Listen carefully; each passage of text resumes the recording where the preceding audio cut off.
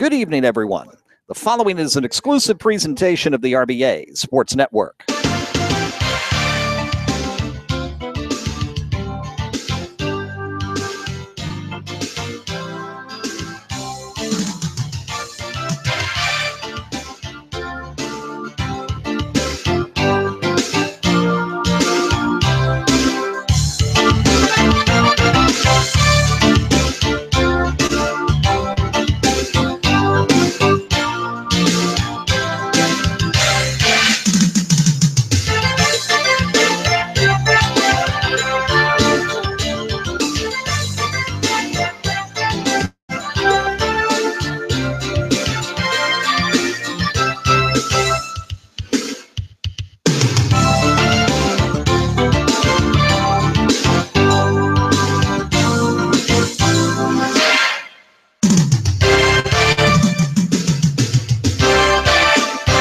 Fans, we bid you a very pleasant good evening live from Kreiter Stadium at Highland Springs High School. It is another frigid football Friday in the month of November, and that can only mean one thing. It is playoff football, a playoff atmosphere between two teams who see each other every year, but it's been a long time since they've seen each other this late in the season. The number 3 seed in Region 5B, the Henrico Warriors, coming off a huge second-half performance in their first-round win last week at home over Lee Davis on our radio and online game of the week, now come back to Kreiter Stadium to see if they can finally get a win over the two-time defending state champions, the Highland Springs Springers, coming in with a record of 10-1 and on a 10-game winning streak.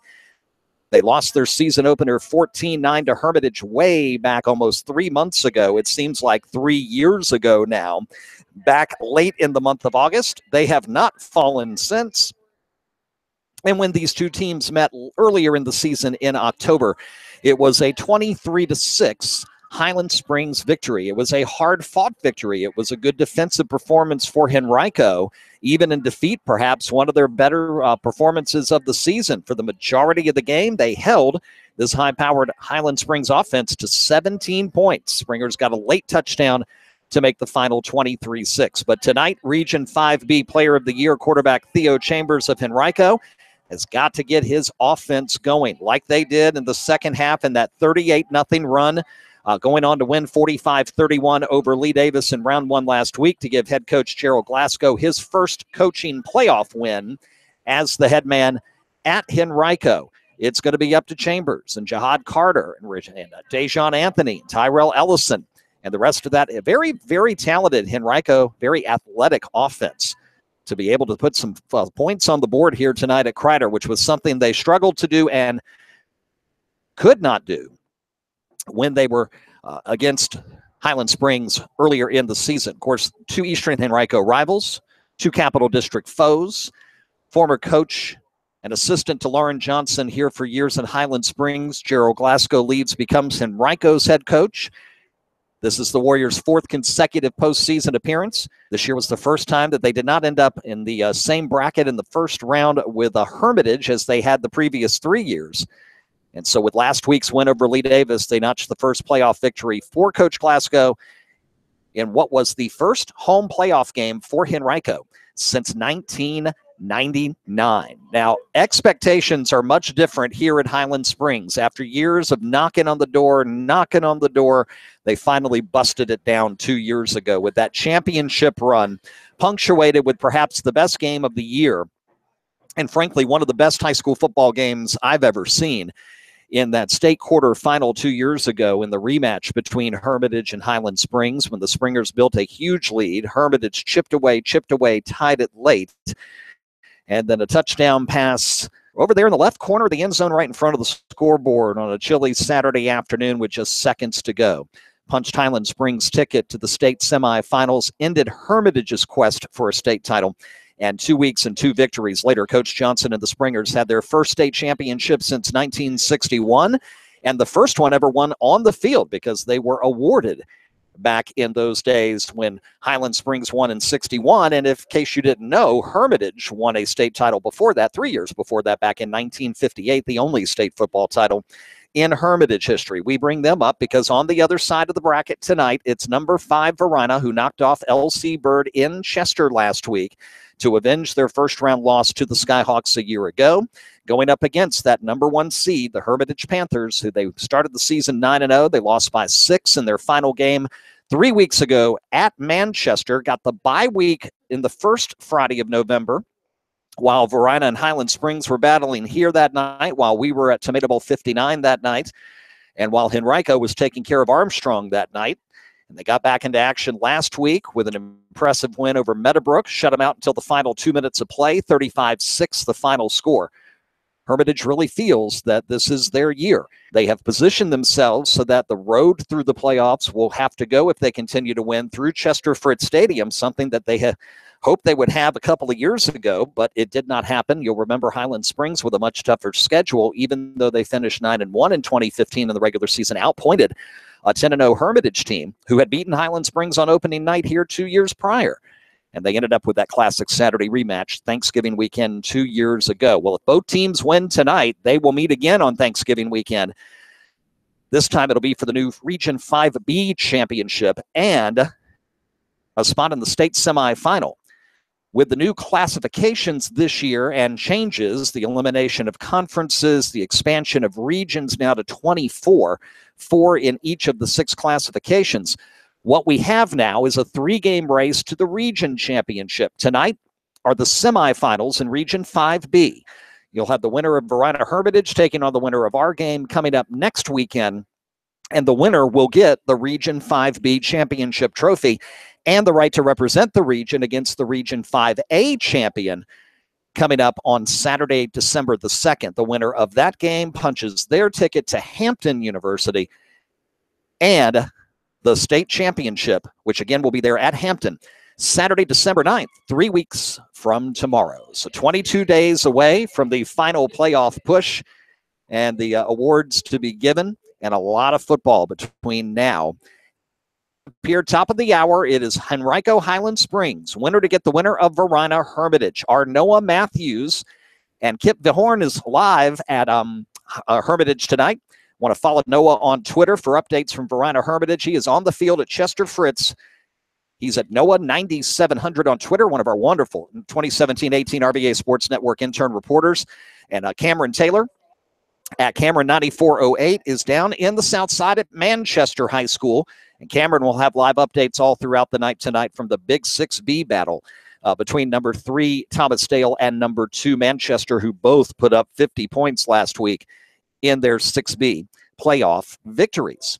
We're about 20 minutes from kick here on the game of the week. Final live football broadcast of the year, but we have a whole ton of basketball ready and set for you. And coming up at the half tonight, we will unveil the first part of our 2017-18 RVA Sports Network Game of the Week basketball series, which is continuing to grow day by day. We were working on that this afternoon, and we're hoping to have some big major announcements to add to what we already have coming in the days to come. But we'll tell you what we know so far coming up tonight at halftime. But we're 20 minutes from kick.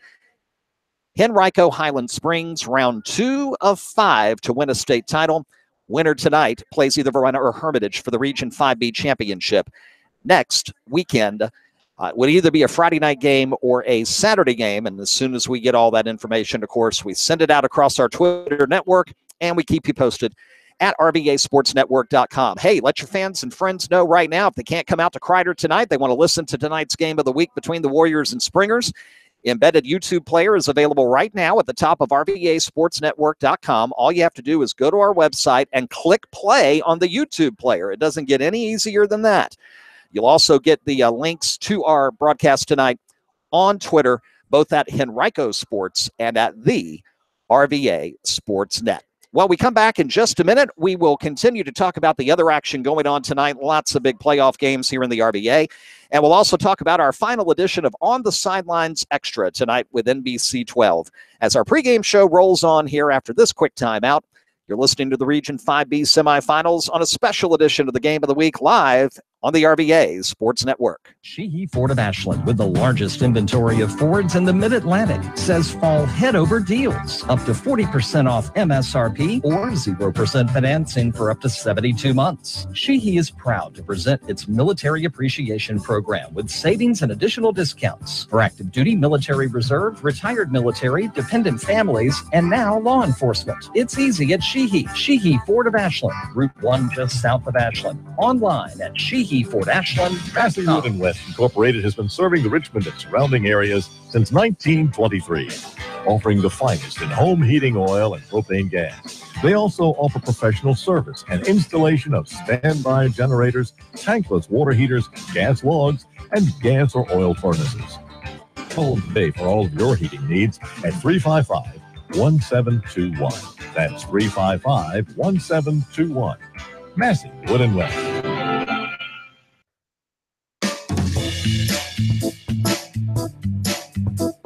Our pregame show rolls on in just a moment, live from Kreiter Stadium at Highland Springs. Henrico, Highland Springs Region 5B semifinal kicking just under 20 minutes from now. Listen live and exclusively here on the RVA Sports Network.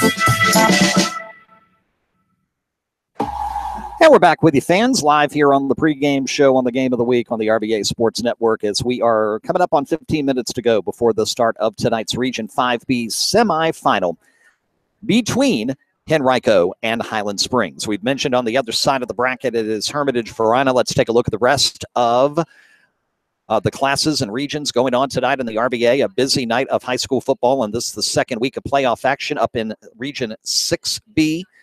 Tonight it is Thomasdale Manchester in a much-anticipated battle in Chesterfield County. Those two teams have not played each other in 7 years since they were on each other's non-district schedule back in 2010. And a quick reminder that when we had the major reclassification of the Virginia High School League back in 2013, for the first couple of years, Manchester was a Class 5 school, not a Class 6 school. Thomasdale's been in the 6 classification all along. So Manchester joined that classification. They've not seen each other in the postseason the last 2 years, but they do meet tonight. That dark zone defense of Thomasdale head coach Kevin Tucker, and of course Coach Tom Hall, his talented junior quarterback Brendan Clark, already verbally committed to Wake Forest University. Can that high-powered offense score on this Thomasdale defense? And I think the more important question of the night is, if Manchester's good enough to be able to, put 3, 4, 5 touchdowns on the board, can Thomasdale do the same and stay in the football game? I think it's that 11-on-11 matchup that is more intriguing, honestly, to me than everybody this week's been talking about Clark and the high-powered Lancers against the Knights and their talented D. And certainly that's going to be fun to watch if you're down in Chesterfield tonight, as our Cameron Taylor will be. And we'll have live updates and video updates from the game coming up tonight on Chesterfield Sports and on the RVA Sports Net on Twitter. But I think that other side is going to be very intriguing as well. Now, the winner of that game will get the winner of tonight's other semi in that regional bracket. That is Riverbend, who ended James River's season last year, going up against the number 1 seed Colonial Forge. Now, they got a bye last week from the first round of the playoffs because in Region 6B, with just 8 teams in the region opted to take just 7 teams. The 8 seed Cosby stayed home. The 1 seed got a bye, and in round 1 last week, winners were Riverbend, Thomasdale, and Manchester, and they all won going away. So Riverbend with a record of 5-6, going up against Colonial Forge tonight, who come in unbeaten at 10-0 on the year. They need a 14-0 record to hoist a championship trophy December 9th at Hampton University. And again, Thomasdale, Manchester, coverage on Twitter tonight with our Cameron Taylor. He'll have updates on both Chesterfield Sports and will retweet on the RVA Sports Net. Again, Region 5B, we're here for Henrico Highland Springs. For Reiner Hermitage, coming up top of the hour, our Noah Matthews is there. He'll have updates for us, which we will send out on both Henrico Sports on Twitter and the RVA Sports Net. Can't go throughout a pregame show without talking about the rugged Region 4B, where tonight 4 different teams will go against each other, and they will all sport records of 11-0. Number 4, Eastern View, down to Dinwiddie. They made the trip up from Culpeper to take on the Generals, who, of course, trying to get back to the state championship game where they fell just a play short to Salem last year. And in a rematch of a second-round game from a year ago, 11-0 Louisa Monacan. That's one of the few 7:30 starts on the docket tonight, so that game will get underway in about 45 minutes. Eastern View Dinwiddie kicking off at the top of the hour. We'll have updates from the Generals game coming up on Twitter on the RVA Sports Net. And, of course, we've got our Virginia Farm Bureau in-game scoreboard up and ready to go here on the Game of the Week, so we'll keep you posted. As you're listening to our game tonight, we will give you all the details on all the other games. And once all the games are done tonight, then we head down to NBC 12 for our season finale. First of all, on the sidelines with Mark and Matt coming up on NBC 12 during the news at 11. They'll have live coverage of today's big game between VCU and Virginia at the Siegel Center, won by the Cavaliers. By the way, if you hadn't heard, 76-67 was the final score there. We'll continue our pregame show coming up in just a moment here. Region 5B semifinals continue next on the RVA Sports Network. Sheehy Ford of Ashland, with the largest inventory of Fords in the Mid-Atlantic, says fall head-over deals. Up to 40% off MSRP or 0% financing for up to 72 months. Sheehy is proud to present its Military Appreciation Program with savings and additional discounts for active duty, military reserve, retired military, dependent families, and now law enforcement. It's easy at Sheehy. Sheehy Ford of Ashland, Route 1 just south of Ashland. Online at SheehyFordAshland.com. and West Incorporated has been serving the Richmond and surrounding areas since 1923, offering the finest in home heating oil and propane gas. They also offer professional service and installation of standby generators, tankless water heaters, gas logs, and gas or oil furnaces. Call them today for all of your heating needs at 355-1721. That's 355-1721. Massey, Wood and West.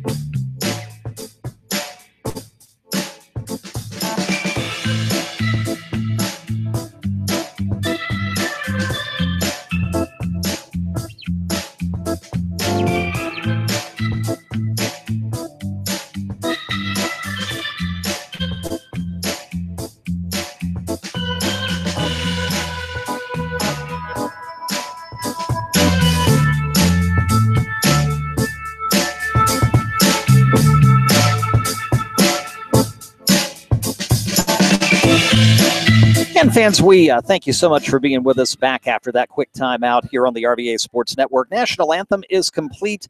We should get the coin toss coming up momentarily, and then we will get things started. Henrico Highland Springs Region 5B semifinal. Kickoff now under 10 minutes. from now. Let's look at the rest of the lineup tonight in Region 3B. Thomas Jefferson hosting a game under the lights at Huguenot High School is the number 1 seed in that region. Culpeper comes in after a heart-stopping win over Spotsylvania last week in round 1. Culpeper and TJ about to kick off at Huguenot High. And Chuck Jackson on Twitter, kind enough to send us updates tonight, so we look forward to bringing you updates on the Vikings. What a season for Thomas Jefferson right now with the record of 8-3. In 2A tonight, Goochland gets a rematch of 2 weeks ago against the Raiders of Amelia in the second round in Region 2A. Goochland coming in 11-0 after a big win last week. Amelia got a measure of revenge with a win over Nottoway, a team that had beaten them 2 weeks previous when Amelia kind of limped to the finish line in the Region 2A regular season. And now the Raiders have a chance to end the Bulldogs season, but they're going to have to do it on Goochland's field, and that is very hard to do. Joe Fowler and the Bulldogs kicking off with the Raiders coming up at the top of the hour. And in Region 1A tonight, it's Northumberland's turn to try to knock off Essex. They're on a 10-game winning streak, looking to make it 11 in a row. The only team they lost to this year, Sussex Central. They're on the other side of the bracket tonight, and if they get a victory over Washington and Lee, Essex and Sussex Central will face each other for the regional championship in Region 1A next weekend. Again, winners tonight will play regional championship games next week with the new formats a little bit different. It used to be you had to play 4 games to win a region title over the last few years from 2013 to 2016, and then the region champs would play each other for the state title because there were only 2 regions in a classification. Now there are 4. As the reclassification of the reclassification took place effective this school year. So the Region B champion will play the Region A champions on Saturday, December 1st. The Region C and D champions will collide as well on that same day. And the 2 survivors play for the state title on the 9th. And the home team will be based on power rating from the VHSL. And right now, the top 3 seeds remaining here in Region 5B, number 2 Highland Springs, number 3 Henrico, all have a higher power rating than the 4 remaining seeds in Region 5A. And tonight, down in Region 5A, number 1 Indian River is hosting number 4 Nansemond River. And number 3 Hampton is in Virginia Beach to take on number 2 Salem. Those 2 winners play each other next week, and the winner of that gets our region champion here out of 5B.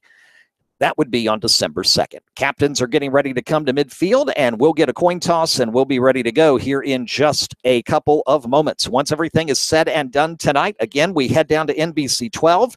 First of all, join Mark and Matt for the final edition of On the Sidelines. What a 2017 season it has been. Every Friday night chock full of the best highlights and all the information you need to know. And then late in September, we added the On the Sidelines Extra on Facebook Live. I'll join Mark in the studio tonight one final time. So watch NBC 12 News at 11. Get all your football highlights and highlights from UVA VCU with Mark and Matt on the final edition of On the Sidelines. And then, as soon as that's done, about 11:33, go to Facebook.com/NBC12News. That's Facebook.com/NBC12News.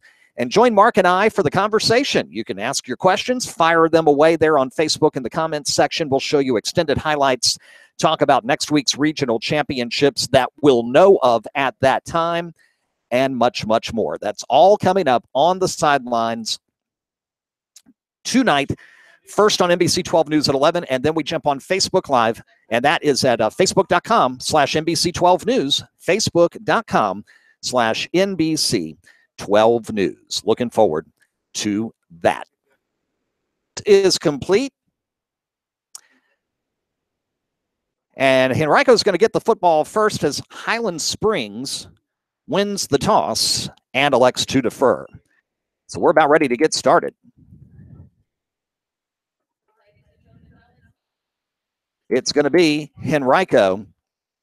And again, Region 5B Offensive Player of the Year quarterback Theo Chambers getting first crack at a Highland Springs defense that he and his offense could not figure out in that 23-6 loss in the regular season back in October. The question is going to be, can they be the disciplined, effective team that put 38 unanswered in the second half on Lee Davis to erase last week a 17-7 halftime deficit and turned it into, at one point, a 45-17 lead. Lee Davis scored a couple of touchdowns late when the game was no longer in doubt, and it was 45-31, the final score.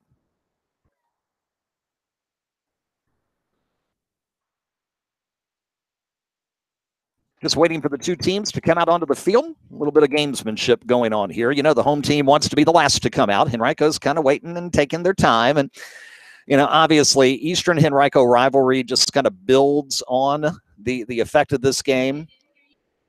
It's not quite as big as it's not quite as big as if it would be Varina Highland Springs on the playoff picture, which could happen next week if Varina gets by Hermitage and if Henrico gets the win here tonight. And here come the Warriors, and they'll come here to the near sideline. It's here at Kreiter Stadium. The press box is here on the visitors' side. Henrico at 9-2. Their only losses this year to the two seeds ahead of them here in the region. Number 1, Hermitage. Number 2, Highland Springs. And approaching through the band and ready with a record of 10-1. Here come the Springers of Highland Springs, who have won their last 11 playoff games in a row. They haven't lost in the postseason since 2014. Springers on currently a 10-game win streak this season, and the 11-game playoff winning streak, dating all the way back to 2014. They are ready over at Huguenot. It will be Thomas Jefferson getting the football to start the game there. And again, we'll have updates throughout the night on the Virginia Farm Bureau in-game scoreboard of all the action going on. One game we didn't mention, that's because it doesn't happen until tomorrow. 3A, where number 4 Hopewell heads to number 1 undefeated Phoebus. That's a 2 p.m. kick. Darling Stadium in Hampton. And there is one other big game tomorrow, and that's for the VISAA Division I State Championship. Defending state champions Collegiate heading north to take on Flint Hill. That is for the Division I title. Fuqua and Roanoke Catholic are getting ready to kick in Roanoke tonight. I believe that's for the Division II or III championship. All right, fans, we are ready. Ball's getting teed up at the 40. Zane Mangrum will do the honors to kick. And it looks like it's Tyrell Ellison back deep for the Warriors. Well, we get to say it one more time in 2017. Where would you rather be on a Friday night in the fall than enjoying high school football? It's 7 o'clock Friday night. Mangrum's ready. Toe to the football, and we're underway. Ellison from the 14, up the middle 20, kicks back left, now back up the middle, 25, 30, 35, slowed down and finally brought down there. Initial hit on the return by number 23, Tyler Dwackey, and it'll be 1st and 10, Henrico at the 35. 20 yards on the return. And the Warriors start at their own 35 with Theo Chambers at quarterback. They'll send Ellison out. Chambers to pass. Swing over to Ellison on 1st down. Back to the line of scrimmage, held up there. And then 2 other Springers will come in and make the stop for no gain. And it'll be 2nd and 10. That has been a problem for opponents against Highland Springs during this championship era of the middle 2010s. It's how do you get around the corner against the speed and athleticism of Highland Springs? And most teams have not been able to do so. They're going to say he fell forward to the 37, a 2-yard reception, 2nd and 8. This time on the read option, it's Chambers keeping it, and he'll spin for a 1st down at the 46-yard line. Nice job there by Chambers on the read option. Kept it, found a little bit of room left side, cut up the middle, and gets the 1st down. 46-yard line is where the Warriors are working as we're 1 minute into this region semifinal. From the shotgun, Chambers looking, 2 men, got 1, dives, catches it at the 49. That's a gain of 3. Complete to Rashid Jackson. So it'll be 2nd down, 7 yards to go. And Chambers early on, 2 of 2 for 5 yards. Officials mark the football on the far hash mark right at the nose, the football at the 49-yard line. Second down, 10:24 to go in the quarter. This time Ellison keeps it, goes up the middle, finds a brief hole, is able to get into Springer territory, and he'll fall forward to near the Highland Springs 47. So that's about 4.5 or 5 on second down.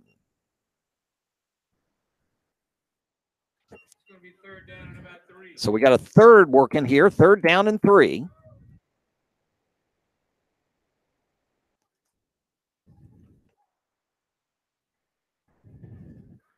Chambers getting the call. Football at the 47 of Highland Springs. First drive of the night, 9:48 first quarter. Read option. Ellison has it. First down and more. Breaks 2 tackles. Dives over the 35 down to the 34. They'll say knee down at the 35. And that's 12 yards for Tyrell Ellison. And a first down for Henrico.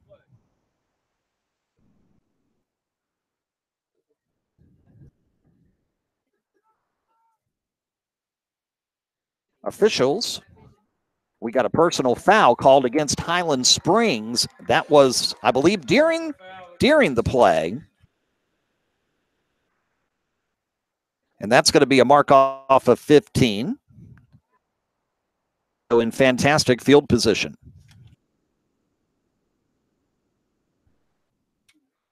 So a personal foul, costly early if the Warriors can make hay out of it.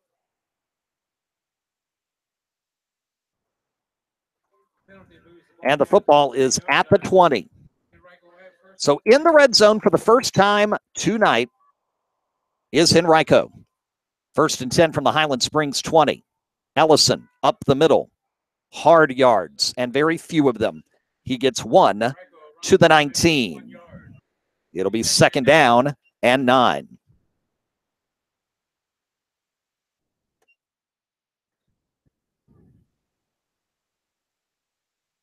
At the 19-yard line, 2nd down, 9 yards to go. Fake the handoff. Pass quickly to Jackson, setting up a screen left side, and incomplete. Chambers put it a little behind Jackson, who, of course, was trying to move forward so he could take advantage of the 2 blocks being done by his other 2 receivers and trying to find a seam down the sideline. On target. And that'll make it 3rd and 9 from the 19 on the opening drive of the night. 9:08 to go here in the first. Chambers back to pass, looking, flushed out of the pocket. He's going to have to run. Slips and falls down near the line of scrimmage. He wouldn't have gotten the first down, but he would have gotten some positive yardage. And now it's going to be 4th and 9 at the 19. And they're going to go for it. Not sure this would be the territory of Cullen Bryant. So they can get to the 10 and get a first down and goal.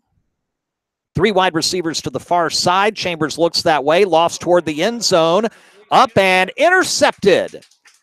Intended receiver broke his route briefly, and it happened right as Chambers put the football up in the air, and there was no way that the intended receiver was going to pick it up, but there to get it, Shaquez Cosby, and it's first down, Highland Springs after the interception in the end zone. On the 4th down and 9.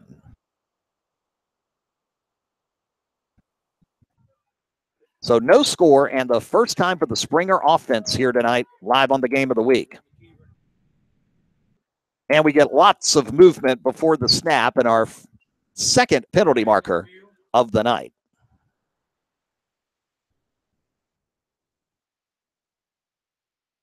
This one will be encroachment on Henrico. So Highland Springs is able to make sure that the personal foul penalty doesn't cost them on the scoreboard. And so now 1st down, 5 to go for Devontae Waller and company. McKeever gets the handoff first, weaves and winds his way for a first down and more across the 35, down to the 37-yard line. That's a gain of 12 and a first down.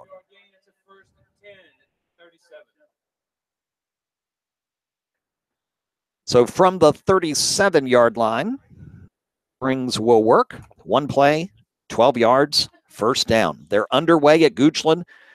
Goochland with the football first, can't do anything with it. Amelia will get it for the first time in a moment. Waller out of the pistol on 1st and 10 from the 37. Back to McKeever, up the middle. Falls forward to the 40-yard line for a gain of 3 yards before he is stopped by Lynn Berkeley.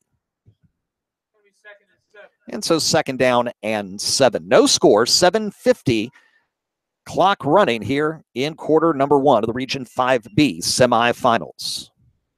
Glad you're with us here tonight, live and exclusively on the RVA Sports Network.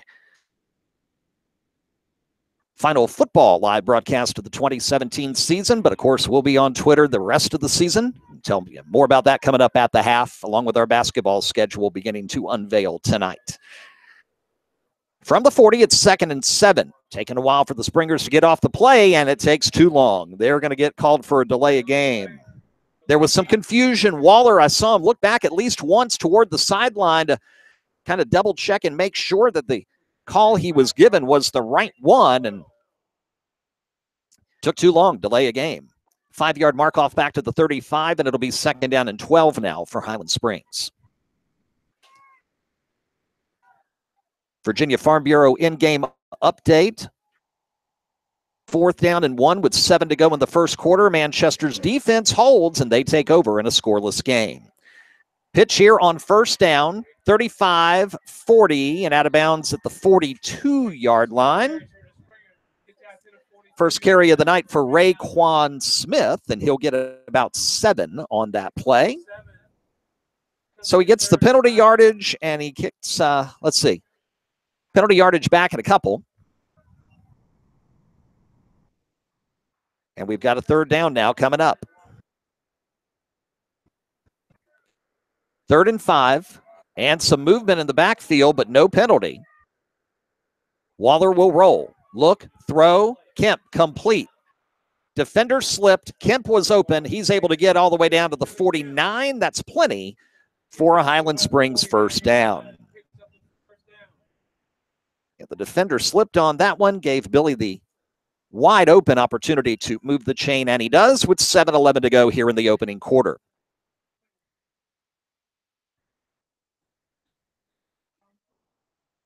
Down at the 49-yard line. No score. Henrico got as far as the Springer 19 on their opening drive, but could not score. From the pistol, it's Waller.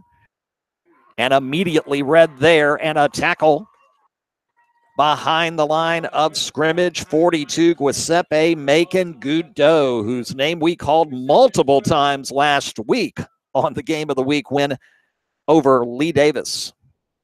That's the forgotten part of last week's big Henrico second half surge. Yeah, they put up 38 unanswered, but man, did their defense play much better in the second half. 5 sacks on quarterback Zach Lass in that second half last Friday night. Here's 2nd down and 12. Waller will roll to his right.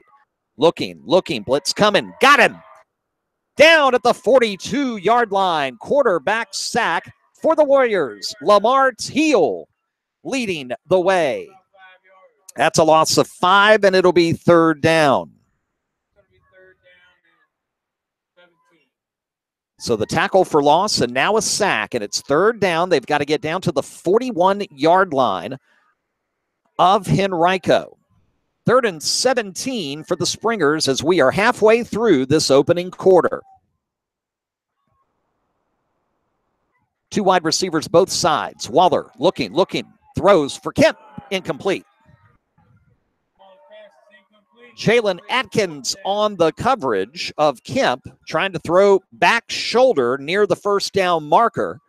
Waller had plenty of time to throw, but it just does not connect. And the Springers on 4th down now and 17 will likely kick it away.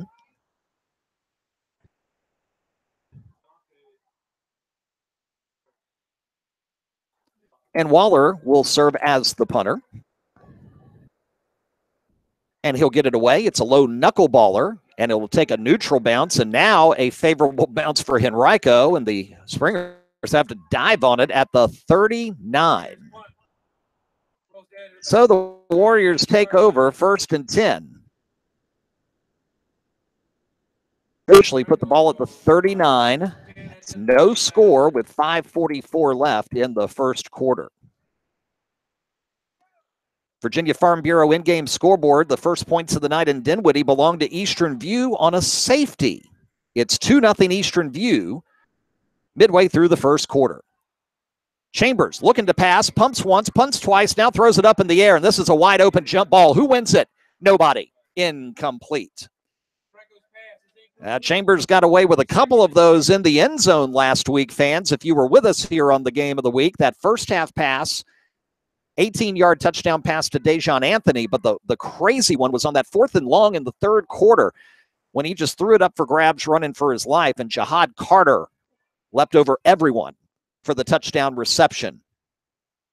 And at that point, I think everybody knew it was going to be Henrico's night. That was as that 38-point blowing was getting ready to get going. Chambers by himself, wants to throw. Outlet pass intercepted. Inside the 40 at the 39. A diving effort and a fantastic job from Shaquez Cosby, and it's the second interception of the first quarter thrown by Chambers.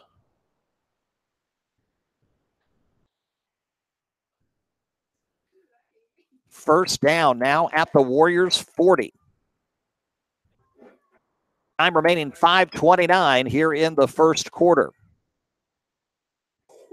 He pump faked again.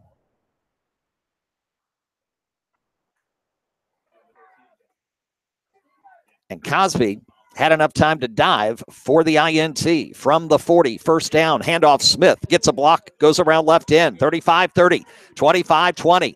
Brought down from behind, but in the red zone, 23 yards, 1st and 10, Highland Springs. 23 yards gets down to about the 17-yard line. So put the Springers in the red zone for the first time tonight.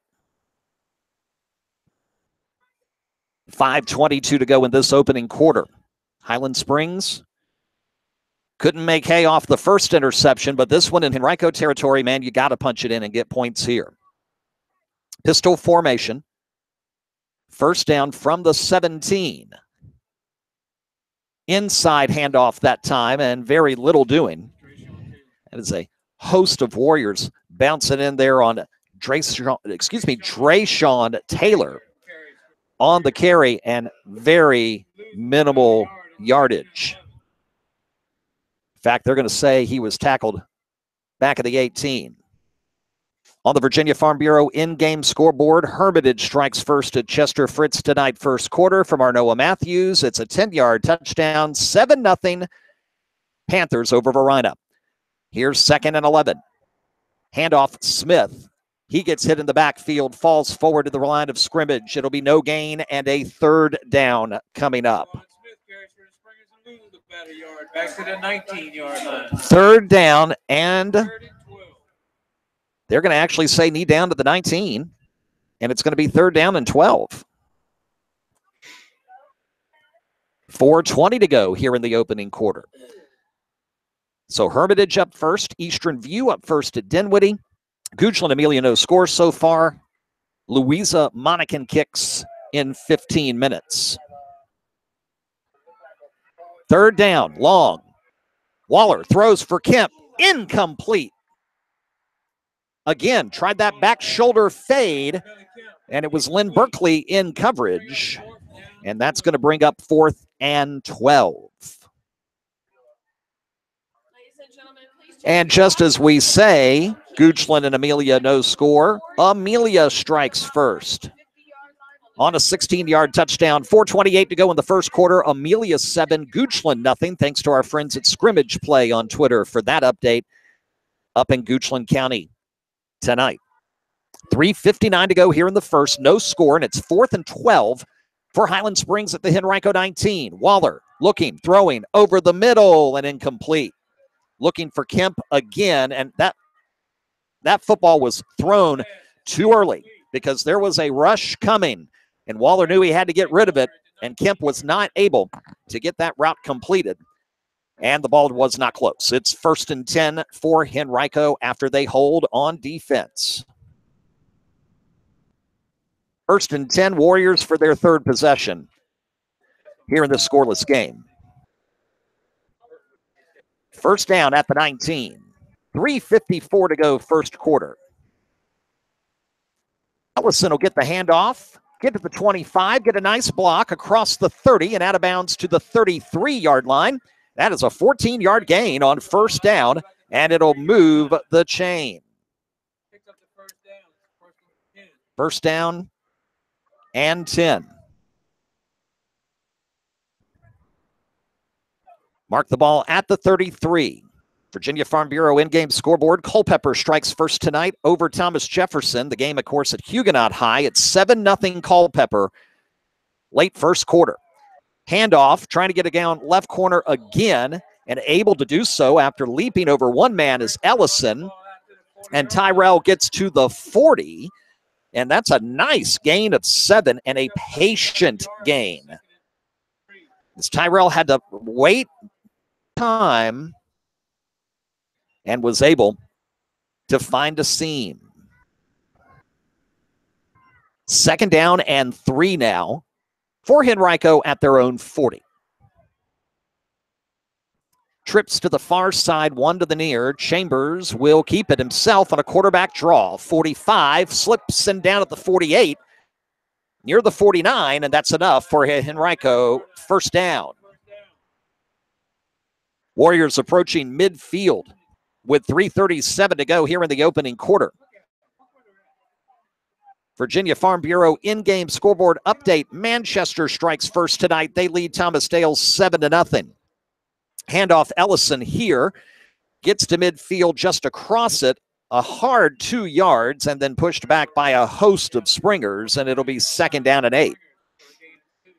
So 7-0 Manchester. Brendan Clark on a touchdown pass. They lead Thomas Dale. If you want to see video of the touchdown, it's available now on Twitter, on the RVA Sports Net, and on Chesterfield Sports. Second and 8 from the 49. Again, trips to the far side. Chambers keeps it himself and is going to run into trouble at the line of scrimmage. Great work there. Kieron Henderson from his linebacking position comes up. And it'll be third down. No gain on the play for Chambers. 64 yards unofficially of offense for Henrico in this first quarter, which now has 2:25 left. Christian Curley into the game now. He'll fake the handoff to him. Chambers wants to throw over the middle. Got a man. Carter complete. 35-30 to the 25. Gets held up there and then falls forward to the 24-yard line. They'll say knee down at the 25. 24 yards to Jahad Carter. And the Warriors are in business. First down and 10. Carter wide open in the middle. Beautiful run route. Perfect pass. And the Warriors again are threatening, coming up on the 2-minute mark of the first quarter. Trips to the near side on first down. Chambers hands it to Ellison. Gets a block, stays behind it patiently, gets across the 20 to the 18-yard line. Again, very patient running by Ellison. David Laney in on the stop for Highland Springs, but that is a 7-yard gain for Ellison. I think that's his third 7-yard gain of the first quarter. Second and 3, they're inside the red zone and a bad snap, and Chambers has to fall on it back at the 26-yard line. It wasn't the worst snap in the world. Chambers just couldn't get a hand on it. And it's going to be all the way back at the 26-yard line. And that's going to be a loss of 8 big yards. And it's now 3rd and 11. And now Henrico needs another big play as we approach the final minute of quarter number 1 here tonight live on the Game of the Week. Chambers to pass, screen, developing, complete. Ellison with it, looking for blockers, and he'll get out of bounds inside the 20 to close to the 16-yard line. Question will be, is it enough for the first down? They're going to say the football down at the 17, so that is 2 yards short. Down and 2. And Highland Springs needs a big stop here. Handoff on 4th down, and I don't think he got it. Don't think he got it. It was a handoff to Ellison. He slipped. Springers will stop it. And for the second time, Henrico visits the red zone and comes up empty-handed.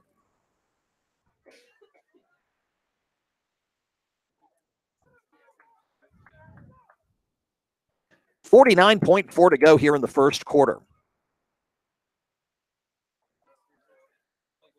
And the Springers are at their 17.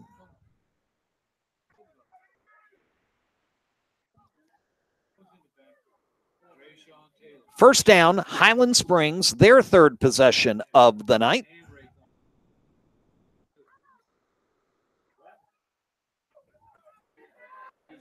Man in motion coming through. They'll take the jet sweep. Trying to get around the left side is Jones, and he'll cut up the middle and get a few yards. Not many. Maybe one, maybe two. And the officials ask for time with 35.2 to go as we have a Warrior down on the field at about the 14-yard line. So 1 yard for Jones, and it'll be second down. On the Virginia Farm Bureau in-game scoreboard on the other half of the 6B bracket between Thomasdale and Manchester, we mentioned on the pregame show unbeaten Colonial Forge against River Bend. And Colonial Forge has a 9-0 lead midway through the first quarter. Colonial Forge, if they win tonight, gets the winner of Thomasdale-Manchester, and Manchester leads that one so far 7-0. Our Cameron Taylor is there live at Cameron9408 on Twitter. And, of course, we're retweeting his tweets all night long, both on Chesterfield Sports and on the RVA Sports Net, as we keep you covered on all the second-round football action on this busy Friday night. Out of the injury timeout, 2nd and 9 for Highland Springs at their 18. Final 20 of the first quarter. Waller looking to pass. Short one complete to the 30.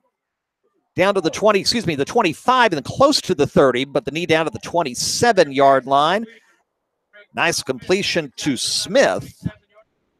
That'll be a gain of 9, and that should be just enough for the first down.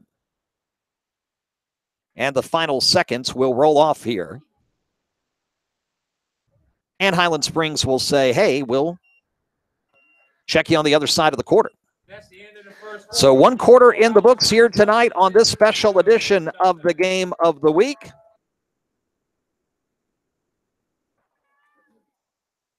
No score here at Kreiter Stadium. On the Virginia Farm Bureau scoreboard, excuse me there, fans. They've gone to the second. And it is still 7-0 Manchester as the Manchester defense. Let's see, Manchester up by 1. Up by 7 at the end of the first quarter. And it'll be Thomasdale getting the football. Dinwiddie has kicked a field goal, and they lead Eastern View 3-2. You're not hearing that wrong. 3-2 is the score. Dinwiddie and Eastern View, the Generals at home up 1.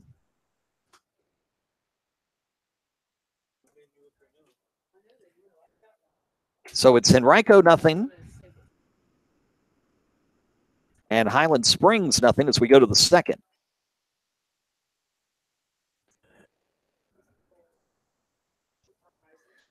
The 27-yard line is where the football is, and it'll be first down and 10. Pistol formation. Waller turns, hands it off, up the middle. Some nice yardage across the 30, pushing the pile to the 34-yard line. And a gain of 7 for Taylor on that one, and it'll be second down and 3.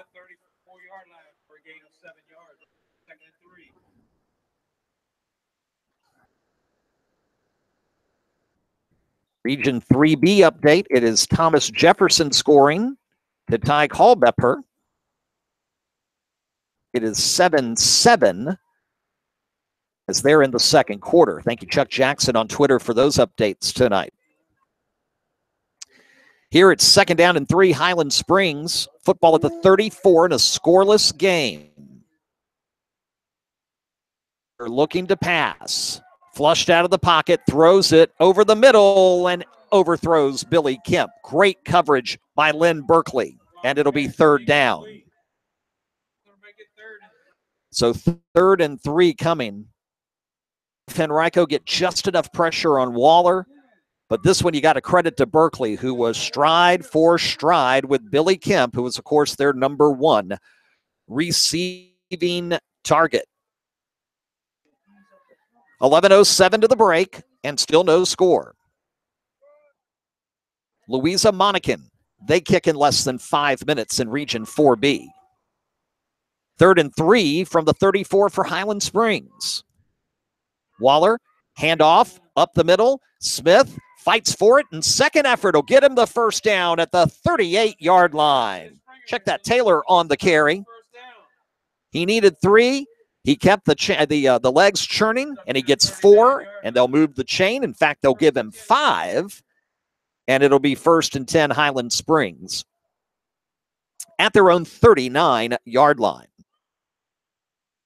So TJ tied at 7 with Culpeper. Amelia up 7-0 on Goochland. Hermitage at last check up 7-0 on Verina. And Thomasdale Manchester, the Lancers up 7-0, start of the second quarter. Here, no score, 1st and 10, Highland Springs from the 39. Another handoff, Taylor again, and he gets hit behind the line of scrimmage. Oh, the big man there, 62, Justin Page on the stop, and it'll be second down. Taylor is no small running back, may I add. And so when those two collided, that was huge, and the advantage goes to Justin, and it'll be 2nd and 10.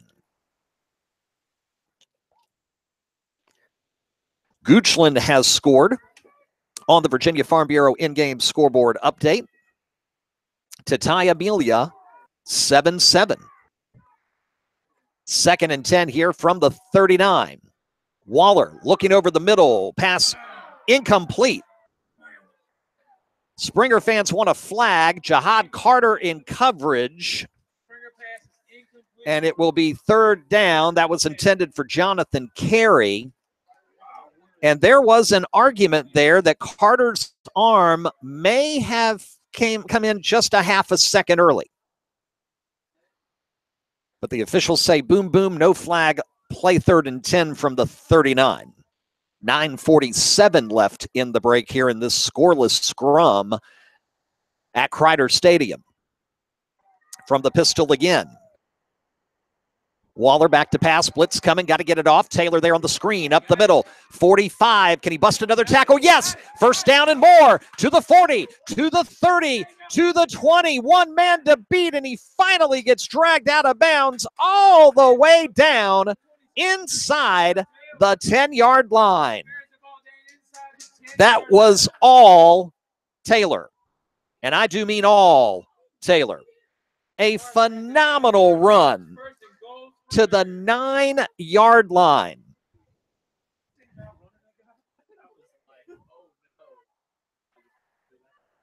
$60 yards on the screen. 1st and goal from the 9-yard line. Handoff. Smith working his way off right tackle down to the 6 for a gain of 3, and it'll be 2nd down. Cannot get over the effort of Drayshawn Taylor on that screen pass. Looked like he was just going to barely be able to get the 1st down. The next thing you know, he's rumbling down the right sideline for 60 big yards. And now it's 2nd and goal from the 6. Off the far hash mark. McKeever in there. They'll bring Billy Kemp in motion right to left. Waller takes the snap, loses it, and he's got to fall on it back at the 12-yard line. Oh, my. Chambers had problems with the snap, and now Waller has trouble with the snap, and it's 3rd and goal for Highland Springs at the 13.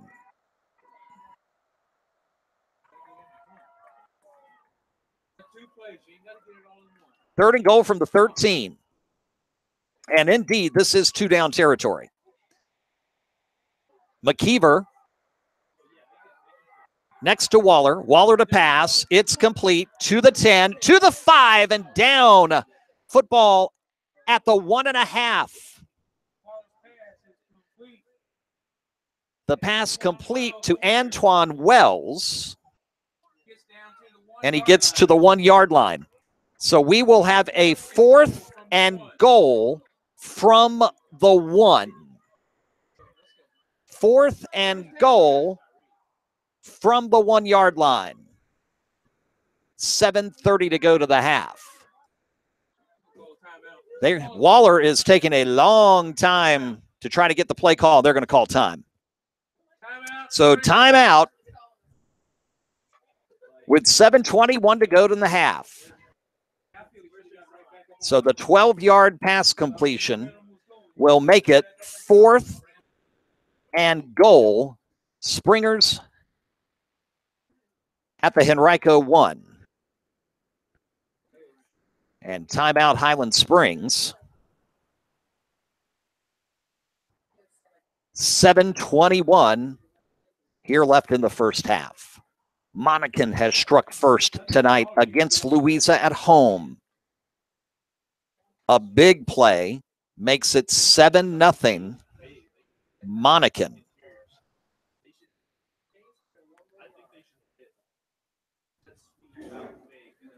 So here we go, folks. The play call is in. It'll be 4th down.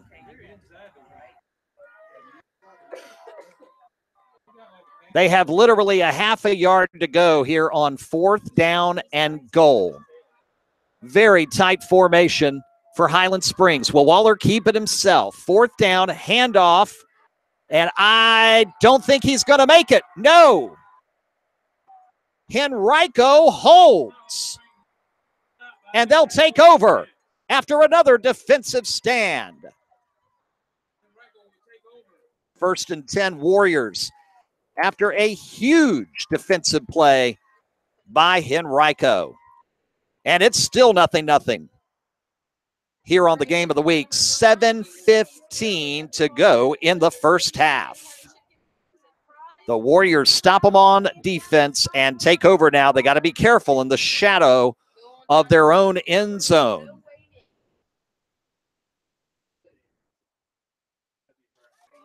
So 1st and 10, this is when you tell your defense just to key up and key off and try to get 2 points on the board. Chambers, read option, handoff. Ellison is able to get across the 10 to the 11. Football comes loose. It's still loose at the 10-yard line. Hold everything. Referees are looking to see who's got the football. Springers think they've got it. And the Springers have it. They've got the ball at the Henrico 10. 1st and goal for Highland Springs. Wow.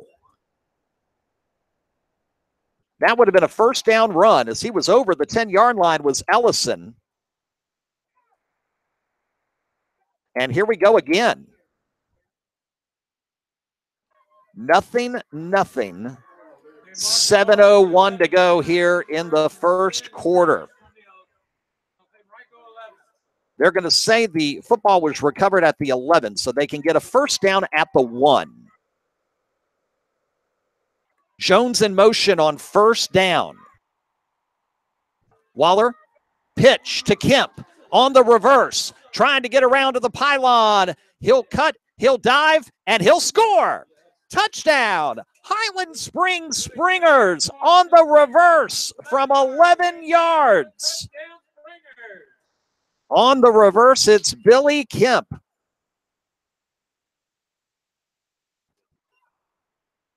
And we have our first score of the night off what has been a turnover-filled first half, but none bigger than that fumble by Henrico. Extra point attempt coming.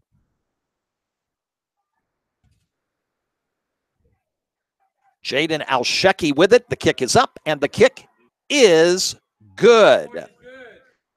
So the extra point good. 7-0 Springers off the turnover. 6:51 to go here in the first quarter. So in a span of 3 plays, fans, we see a fantastic stand on defense by Henrico.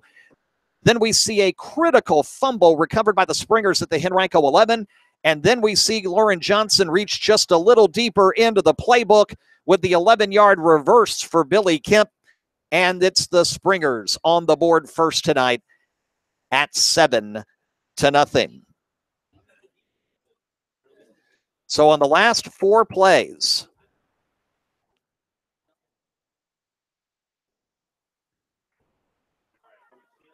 so Henrico stops the Springers at the 1. The Springers recover the fumble at the 11. Then the touchdown on the reverse. Good. That's our last 4 plays. In a wild sequence here in quarter number 2. And the Springers at home enjoy the 7-0 lead, and Henrico lets a huge opportunity slip away. Mangrum to kick, high, short, taken at the 30. And down to the 34-yard line. Very short return for Jaquan Reeves, and it'll be first down at the 34-yard line. So Billy Kemp tonight, 1 catch for 7 yards, several targets, but 1 critical run for 11 yards and the touchdown. And now Henrico's just going to have to shake that off like dust and get back to work. 1st and 10, Chambers looking over the middle. Got a man open. Anthony, complete. Knee down to the Highland Springs 46-yard line. 20 yards and a first down. Anthony, his first catch of the night, is good for 20. And Chambers having no problem here recently finding receivers in the middle of the field. Handoff up the middle and nice running room. First run of the night. Check that. The latest run from Chambers. Excuse me. Thought I saw a different number, but that was not the case. Chambers will keep it himself. He's able to get 8 and make it 2nd down and 2.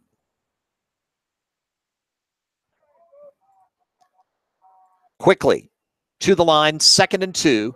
Handoff, Ellison. He'll get to the 35, and that'll be enough for a first down. That's a gain of 3. And a first down. Louisa has scored on a 69-yard touchdown drive, and it's tied 7-7 early. Louisa Monacan, 11-0 versus 11-0. 5:40 to the half. Back to Ellison up the middle. Finds a couple of hard yards, and that'll be all. Down to the Highland Springs 31. It'll be a gain of 3. It'll be 2nd down. Let's say, nope, knee down at the 32. So a gain of 2 and 2nd and 8 on the way with 5:20 to go. In the half, Henrico has all 3 of their timeouts. Highland Springs gets the football to start the second half. Chambers looking, has time. Over the middle, intercepted. Overthrown his intended receiver. Laney has it. He's got 1 man to beat. Down the sideline he will go, and he will not be caught. Touchdown, Highland Springs Springers. David Laney with the touchdown, 76 yards unofficially. And the 3rd interception of the night and 4th turnover overall for Henrico is another costly one. We got a huge, shocking score to give you in a moment, fans. But right now, let's settle here on this point after attempt for Mangrum. Mangrum, the lefty, will try to make it 14-0. Here with 4:54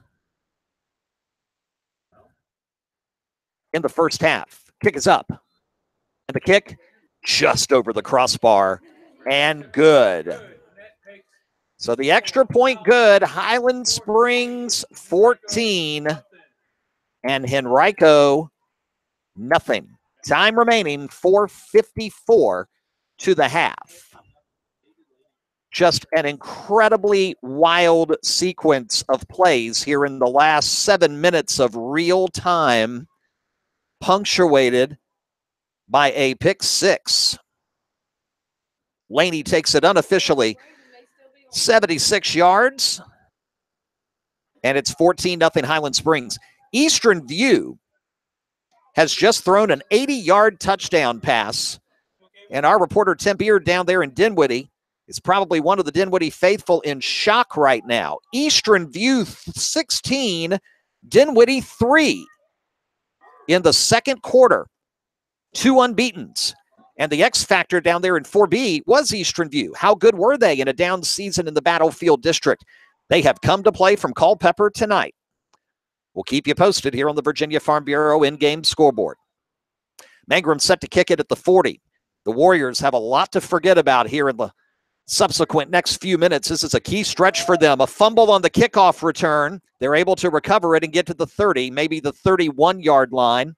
Quirley there dropped it and then got it and was able to fall forward to about 3 yards.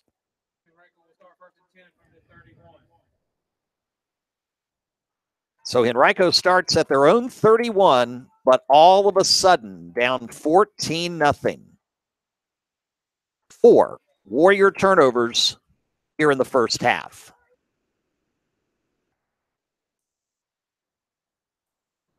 This is when we're going to see what Henrico is made of. 4:49 to halftime. 1st and 10. They'll send Ellison out. Chamber wants to throw. Got time. Now he's got to get out of there, and he can't. He's down back at the 20.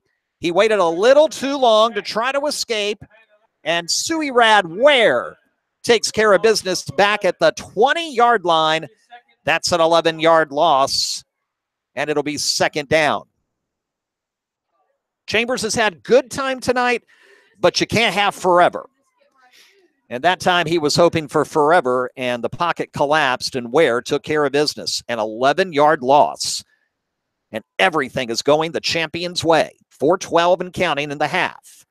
Read option, Chambers keeps it, and he gets nothing. In fact, he's going to lose 2 down back to the 18-yard line. And when I say everything is going Highland Springs' way, I mean absolutely everything. Still 7-0, second quarter at Manchester. In the game between Manchester and Thomasdale in 6B. River Bend scored a bit back to cut the Colonial Forge lead to 9-7 on the other half of that bracket. 4B right now, Louisa Monacan tied at 7, and Eastern View at Dinwiddie leads 16-3.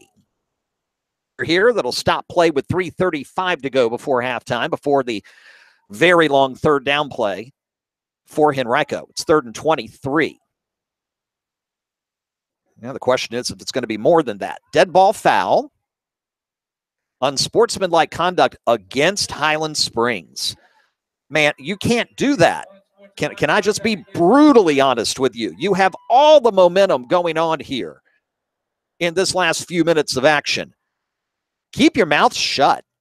What else can I say? But and I'm sure Coach Johnson will tell that to the offender in a bit stronger way.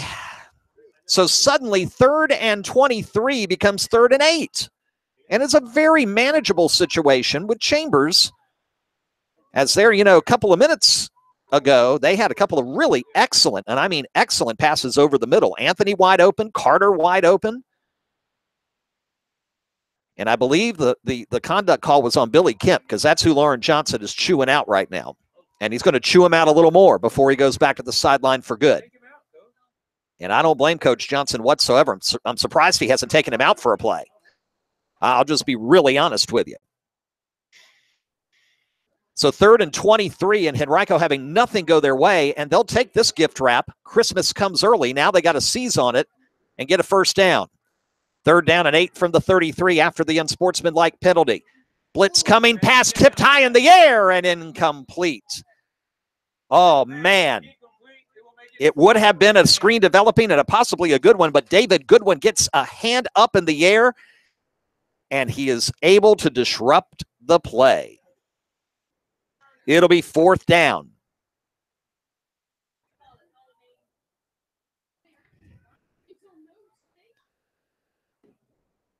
4th down. One hop snap on the kick, and they barely get it away. A knuckleballer, which will die at the 45-yard line, and that's where Highland Springs will take over 1st and 10.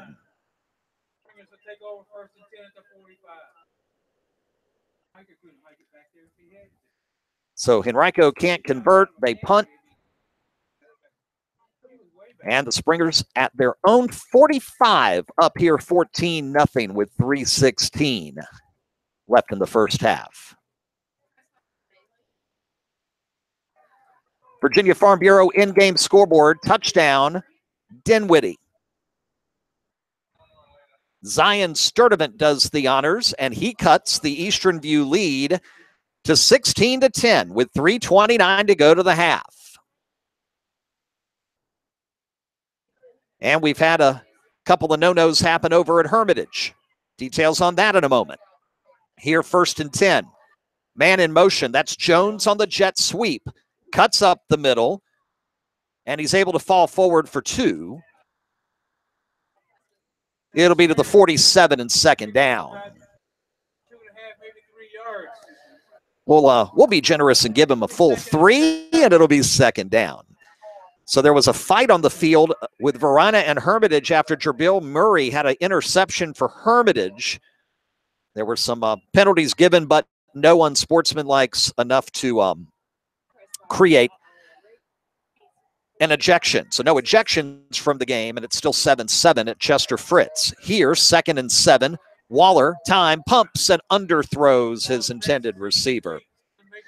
Incomplete. And we've got fisticuffs here now. Long after the play, players shoving each other, and a penalty flag in to stop play with 2:31 to the break. I know the stakes are high. They haven't been higher. Win or go home. But man, you've got to lose. You got to keep your composure. You cannot lose it in a situation like this. They either picked up the flag or it was offsetting, one of the two, because they're coming up to the line to play. 3rd down and 7 from the 48. Waller pumps, goes long, looking for Jones, got him! And then he dropped it. Is it in or out? The officials are saying he had the football, and then he dropped it after he went out of bounds. That is a completion to the 24-yard line. That is a 28-yard completion. And I know Henrico fans, and you can hear some boos below us thinking that football was not caught. But they say complete. So Jones catches the pass, 24-yard gain. And the play counts. 1st down, McKeever, up the middle. Good running room. He'll get inside the 10. 1st and goal. Highland Springs at the 9. It is 1st down and goal. 1st and goal, Highland Springs threatening for a 21-0 lead here.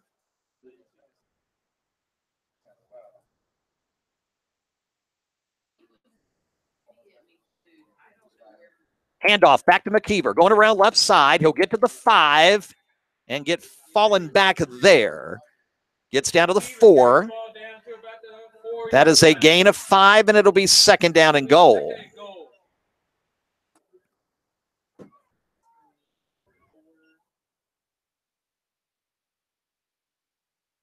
Springers get the play call. Gives us a quick second to tell you Thomas Dale's tied it up. 2:17 to the break. Knights and Lancers tied at 7. Thanks to our Cameron Taylor live at Manchester High School. Out of the pistol. 2nd to go with the 4. Trying to pass. Now Waller wants to keep it himself. Goes up the middle and in. Touchdown. Highland Springs Springers, and everything going the way of the 2-time defending state champions. So Waller, the 4-yard touchdown run, and that makes it 20-0. With 1:22 left here in the first half. It'll be Olszewski for the point after attempt. Kemp to hold. That kick is up, and that one, I think we had a timeout prior to. And it was encroachment against Henrico. I think that kick was wide left, and so Olszewski's going to get a second shot at it. Thanks to the Henrico penalty. They'll move the football from the 2.5 to the 1.25, and we'll try it again. 1:22 to the half and a 20-0 run at this moment for the two-time state champions. And the Warriors are going to go in the locker room dazed. Extra point, part 2. This one's up, and it is good. 21-0 is our score with 1:22 left in the first half. Fans again coming up here on the halftime report. We'll keep you posted on everything going on across the area. We'll also unveil the first part of our 2017-2018 high school game of the week basketball schedule. We have a chock-full December, and we're not done yet. We'll talk about all those broadcasts coming up. Pick 6, Dinwiddie. And suddenly they have taken the lead. It's 17-16 over Eastern View with a little over 2 minutes to go in the first half.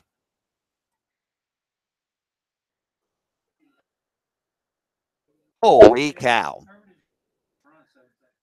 So the pick 6 for Dinwiddie, and they're on a 14-0 run, and they lead now 17-16. That's how dangerous the Generals are.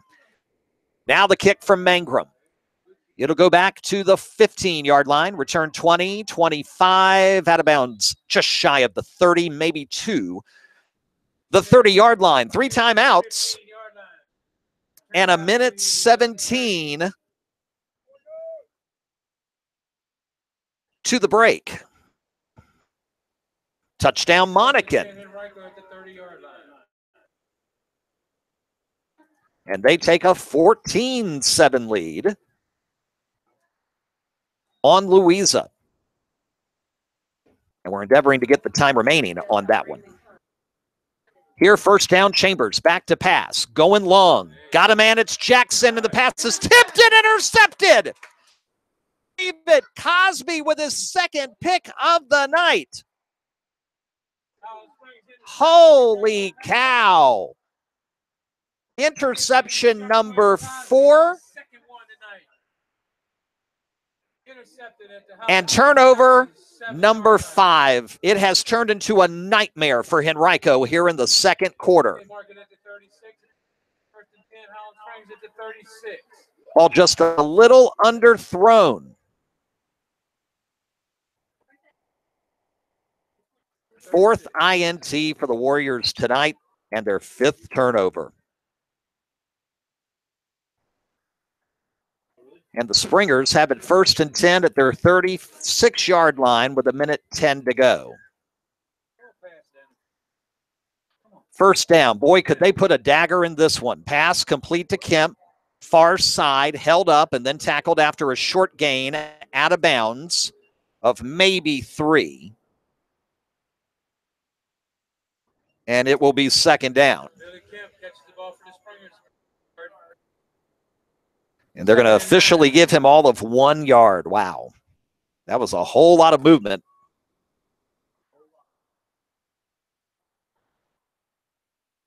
For 3 feet.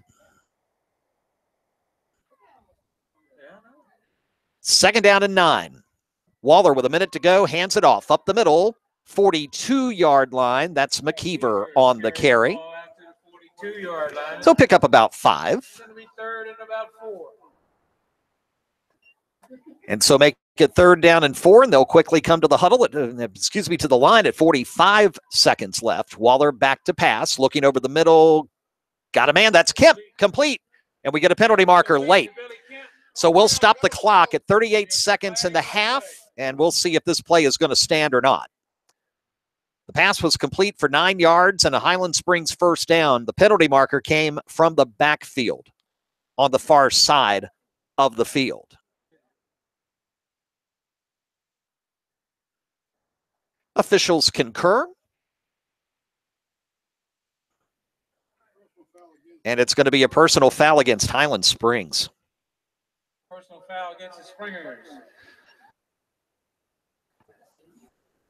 So another 15-yard mark off.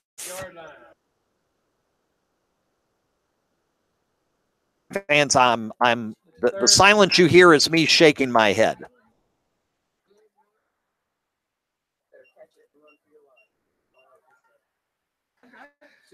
Wow.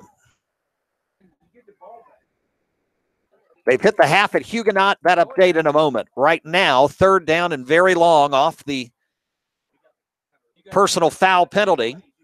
So Waller, it's 2-down territory, 38 seconds, 2 timeouts.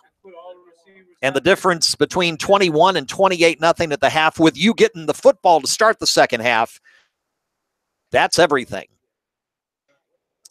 And the officials say, let's play ball. So here we go. Third down. They've got to get to the 46-yard line. Waller pump fakes, and he goes down. The quarterback sack for LeVar Theo. Back to the 20-yard line, and Henrico is going to call a timeout.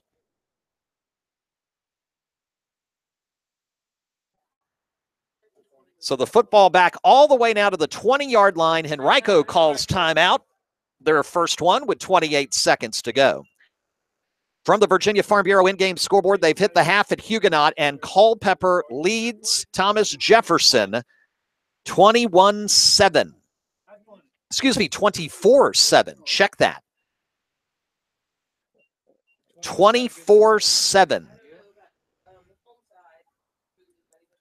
And then this magical season for the Vikings now in serious jeopardy.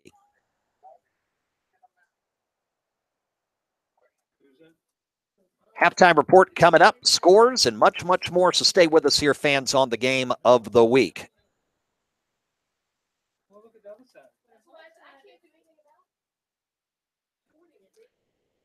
So we come out of the timeout, gives us a moment to tell you that Monacan has scored again.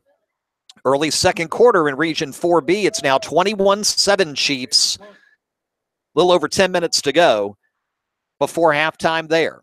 Here on fourth down, Waller will kick it away. It is high, it is short, and it will not be caught. Smart move by Anthony. Ball will roll down to the 40, and that's where Henrico will get it. They'll have 17 seconds to go 60 yards. So a personal foul and sack kill the Springers' drive. So they punt it to the Henrico. Where's the football? Did they say it was touched at the 48? So they got 52 yards to go. So 52 yards and 17.2 seconds. Chambers can certainly get a big completion. They can play over the middle right now if they want to.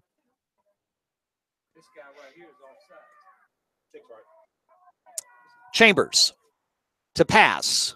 Over the middle. Overthrows Jackson. Incomplete. And Cosby was in the general vicinity. He's already got 2 picks tonight. 4 first-half interceptions. For Region 5B Offensive Player of the Year, Theo Chambers. The second quarter has been a Henrico nightmare. They've hit the half at Manchester.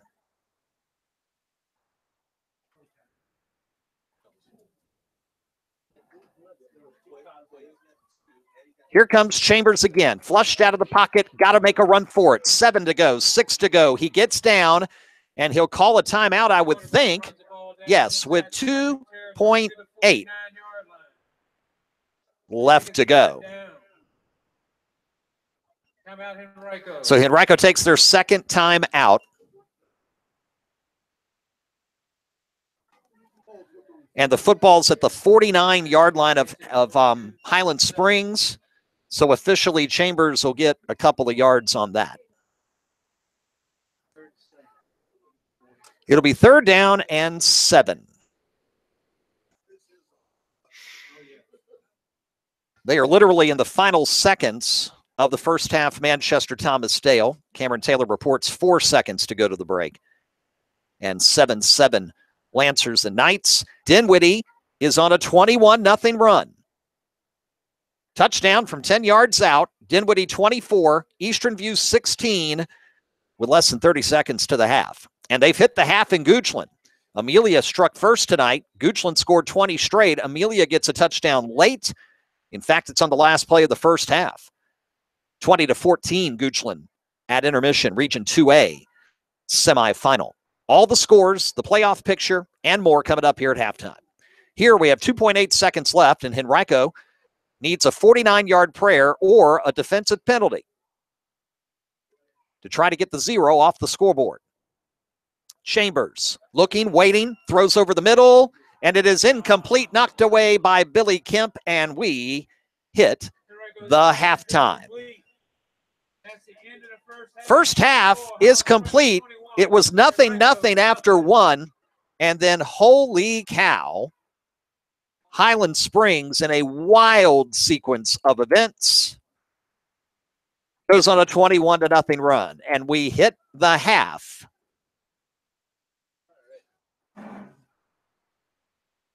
With our score, Highland Springs 21 and Henrico 0.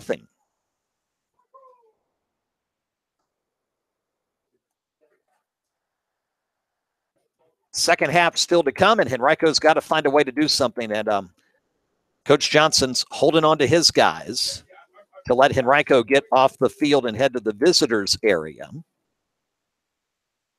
And he'll take his guys to the locker room. 5 first half turnovers for the Warriors, the story here tonight on the game of the week. And there's just no other way to say it.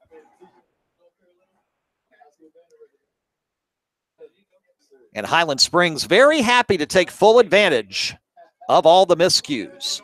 Cosby with a couple of interceptions, 4 total, but the fumble by Ellison, the biggest play of the game so far. 21-0 at the half. We come back, we'll have the scoreboard, we'll talk about our basketball schedule and more as you're listening to live exclusive coverage of the Region 5B semifinals on the RVA Sports Network. Sheehy Ford of Ashland, with the largest inventory of Fords in the Mid-Atlantic, says fall head-over deals. Up to 40% off MSRP or 0% financing for up to 72 months. Sheehy is proud to present its Military Appreciation Program with savings and additional discounts for active duty, military reserve, retired military, dependent families, and now law enforcement. It's easy at Sheehy. Sheehy Ford of Ashland, Route 1 just south of Ashland.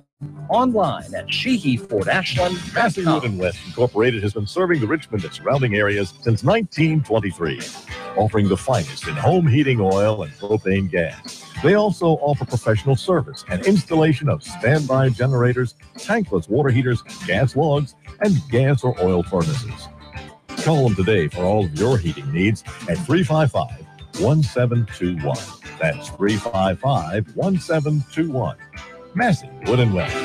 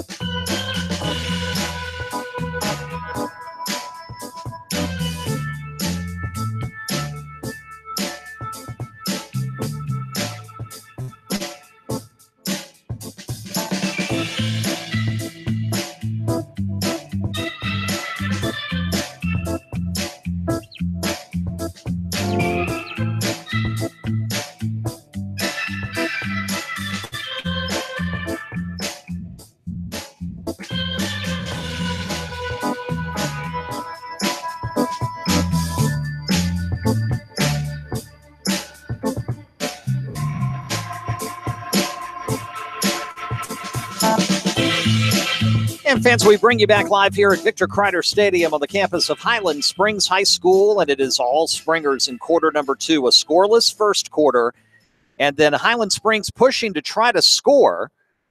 And on 4th down and goal at the 1-yard line, a huge defensive stand for Henrico, and it looks like all the momentum is their way.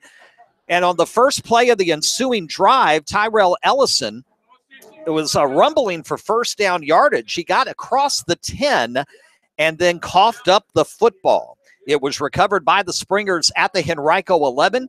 They cashed in on the next play on an 11-yard reverse to Billy Kemp. Extra point was good, and it was 7-0 Highland Springs, and we had no idea what was to come in the next few minutes. Highland Springs scores 2 more very quick touchdowns. Waller from 4 yards out. But between that, the 76-yard unofficially pick 6 from David Laney. That was one of 4 Theo Chambers first-half interceptions, 5 turnovers in the first half, and Highland Springs turns them into 21 unanswered points.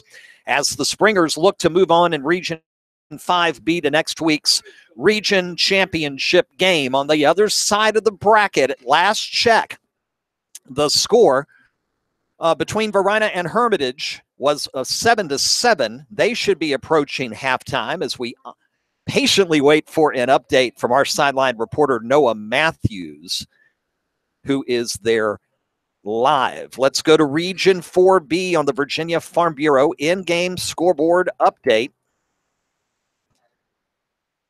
It is Louisa getting a touchdown back. And guess who? Malik Bell. And they have cut the Monacan lead to 21-14.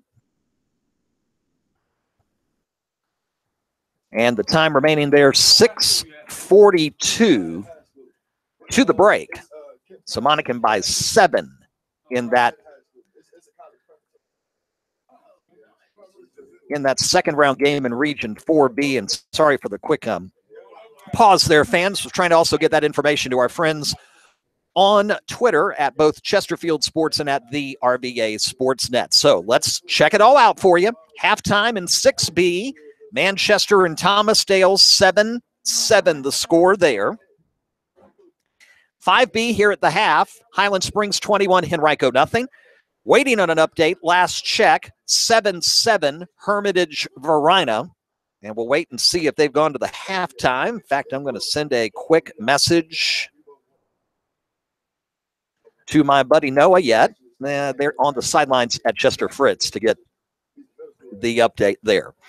So last check, 7-7. In 4B, they've gone to the half in Dinwiddie, down 16-3. Dinwiddie scores 3 quick touchdowns, and they make it 24-16 at the half over Eastern View. We'll see if Eastern View has a second wind in them. And then also, it's Louisa trailing Monacan now 21-14. Malik Bell just broke off the big touchdown run, 79 yards for Louisa. And they will cut that Monacan lead down to 7, 21-14. Remember, in Region 4B, it is a matchup of 4 unbeatens tonight. All 4 of those teams, Eastern View, Dinwiddie, Louisa, Monacan, come in tonight at 11-0. They're starting the second half now at Huguenot High School. As we continue on the Virginia Farm Bureau in-game scoreboard, Culpeper's going to get the football with a 24-7 lead over Thomas Jefferson. The 1 seed is in trouble, needing a big second half comeback. And again, big thank you to Chuck Jackson. He covers Culpeper and that area of the Commonwealth, and reached out to us today and said, would you like updates tonight from Huguenot? And being that we were going to be here and some reporters at other places, but we didn't have a reporter there, we said, yeah, absolutely. We'd love to hear about the Vikings. And so we thank you, Chuck, for your updates on Twitter. And now we can confirm they've gone to the half at Chester Fritz. And it is tied at 7-7. Hermitage and Varina. Thank you, Noah Matthews, for that update. On Twitter, the winner of our game gets the winner of that game next week for the Region Championship. Again, in the new format, fans. Region championships are Thanksgiving weekend because there used to be 2 regions. Now there are 4. So next weekend, the winner of this game versus the winner of Hermitage-Varina for the right to win the Region 5B championship, the first Region 5B title. And then the winner of Region 5B will take on the winner of Region 5A in the state semifinals. That'll be Saturday, December 2nd. And, of course, the championship, the championship coming up on 12-9. 12-9, excuse me, Saturday, the 9th of December down at Hampton University.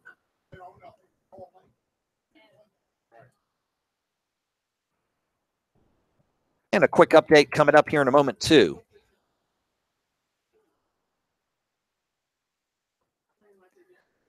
As we're having some issues.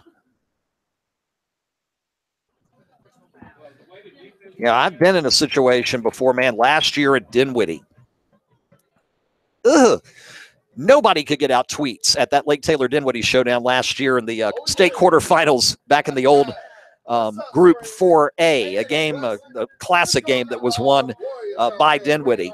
We can tell you now it is officially halftime at Chester Fritz. It is Varina 7 and Hermitage 7, our score. Both of our reporters have got it to us now, both Noah and Coach Krostick over at Varina. We always appreciate his help as well. So 21-0 Highland Springs and 7-7 the tie.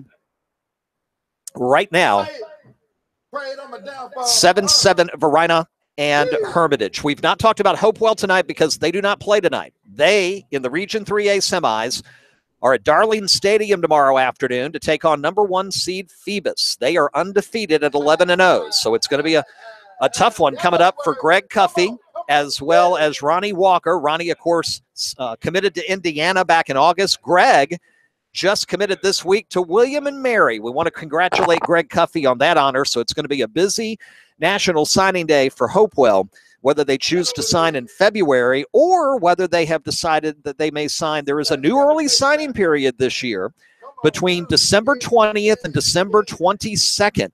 Now, the problem with that is, of course, that's in the middle of Christmas break, so schools are going to be closed. So if players decide they want to sign in December in that 3-day window, they're going to have to do it at a place other than their school because the school likely will not be available. So a new early signing period there for National Signing Day. So 21-0 here. Springers lead the Warriors. 5 Warrior turnovers, the big story in this one. Well, fans, this may be our swan song tonight for 2017 in terms of broadcast for football. Of course, we will be with you all the way to the state championship December 9th on Twitter, across our Twitter network. And if you don't have us on Twitter, oh, it's high time you join us. We have a whole lot of fun, and we bring you hyper-local coverage that you won't find anywhere else. We follow Hanover County Schools and Randolph-Macon College on Hanover Sports. Henrico County Schools on Henrico Sports. All 10 Chesterfield County High Schools on Chesterfield Sports, along with Virginia State University. Best of luck to them tomorrow as they host West Georgia, first round of the NCAA Division II Championship Tournament. And for in the city of Richmond, the Tri-Cities surrounding counties, and sports news that covers all the area. VCU, University of Richmond, Virginia Union, NASCAR, the Flying Squirrels, the Kickers, etc. Join us on Twitter at the RVA Sports Net. That's the RVA Sports Net. And we'd love to have you because we'll have Twitter coverage throughout the postseason all the way to state championship Saturday on December the 9th. But right now we want to take a moment and talk a little bit about basketball. Basketball season gets underway officially a week from Monday. There is a big benefit scrimmage game going on this Tuesday night as Varina will be hosting Trinity Episcopal. Now, that's a benefit game. It will not count on schedules because, again, it's a scrimmage prior to the start of the season. But if you want to get an early look at 2 of the better teams in the area, and I would suspect that Trinity will probably open up at the top of all the top 10 basketball polls in the area. Our first top 10 polls for boys and girls basketball debut Thanksgiving Sunday, November 26th, live, as it'll be the return of the Central Region Now Sunday podcast. We'll join you every Sunday, and we'll have the top 10 boys and girls basketball polls. We'll have basketball news, the latest on other winter sports, including swimming, gymnastics, wrestling, track, and more. It's a historic year for swimming. The Chesterfield County schools are now officially recognized by the Virginia High School League, and so it'll be VHSL swimming for Chesterfield County schools, and they have worked so hard to get to that point over the last 3 years, and congratulations to them. But boy, as you know, we do a whole lot of basketball broadcasting here live on our YouTube channel from the RVA Sports Network, and we'll begin on Tuesday night, December 5th, with three-time defending state champion Monacan. It's a new era for the Chiefs. No more Megan Walker, no more Jasmine Norman, no more Jaden Morris. That incredible graduating class is gone, off to their respective college careers. They're going to go down to Chester to take on LC Bird, and we'll have that live for you Tuesday night, December 5th. That'll be the season premiere of the RVA Sports Network High School Basketball Game of the Week, Tuesday, December 5th. That game will begin at 7:15. We will go live at 7 o'clock Eastern Time. So the 2017 High School Basketball Game of the Week will be December 5th, the premiere, between Monacan and LC Bird. Looking forward to that one. Monacan and Bird on the 5th. And then we get set for our annual Holiday Feast of Hoops.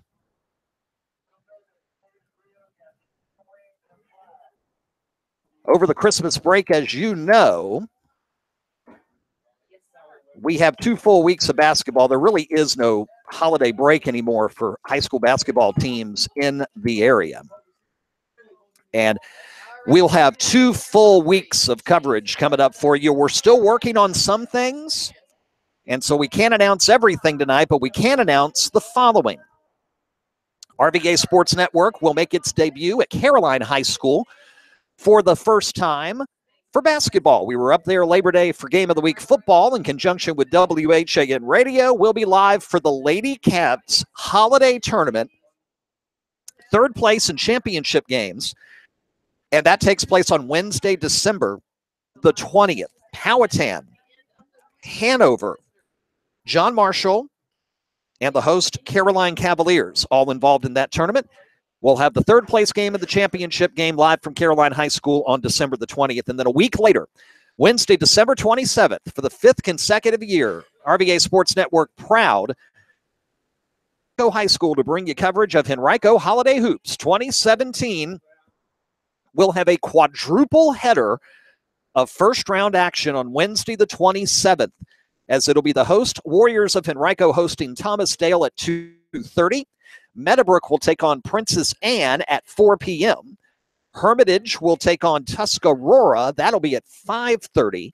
And then Monacan plays Patriot at 7:15. So a quadruple header from Henrico Holiday Hoops coming up on Wednesday afternoon and evening, December the 27th. The next night, we'll be live at Lee Davis for the championship games at the Southerner Classic. That's on Thursday, December 28th. And then Friday, December 29th, we are back at Henrico Holiday Hoops to bring you coverage of the 3rd place and championship games and 7:15. So already in that week between Christmas and New Year's, we will bring you 10 live high school basketball games exclusively here on the RVA Sports Network. And our 5th season of high school basketball coverage online kicks off on Tuesday night, December 5th in Chester, as it'll be girls basketball action. Easily 2 top 10 teams when the first poll comes out a week from Sunday. Monacan at LC Bird. See the complete broadcast schedule anytime on the right-hand side of the page of RVASportsNetwork.com. That's RVASportsNetwork.com. Teams are coming back out of the field. Second half about to begin. 21-0 our score. We'll take a quick break and come back as you're listening to the Region 5B semifinals exclusively on the Game of the Week here on the RVA Sports Network. Sheehy Ford of Ashland, with the largest inventory of Fords in the Mid-Atlantic, says fall head-over deals. Up to 40% off MSRP or 0% financing for up to 72 months. Sheehy is proud to present its Military Appreciation Program with savings and additional discounts for active duty, military reserve, retired military, dependent families, and now law enforcement. It's easy at Sheehy. Sheehy Ford of Ashland, Route 1 just south of Ashland. Online at SheehyFordAshland.com. Wood and West Incorporated has been serving the Richmond and surrounding areas since 1923, offering the finest in home heating oil and propane gas. They also offer professional service and installation of standby generators, tankless water heaters, gas logs, and gas or oil furnaces. Call them today for all of your heating needs at 355-1721. That's 355-1721. Massey Wood and West.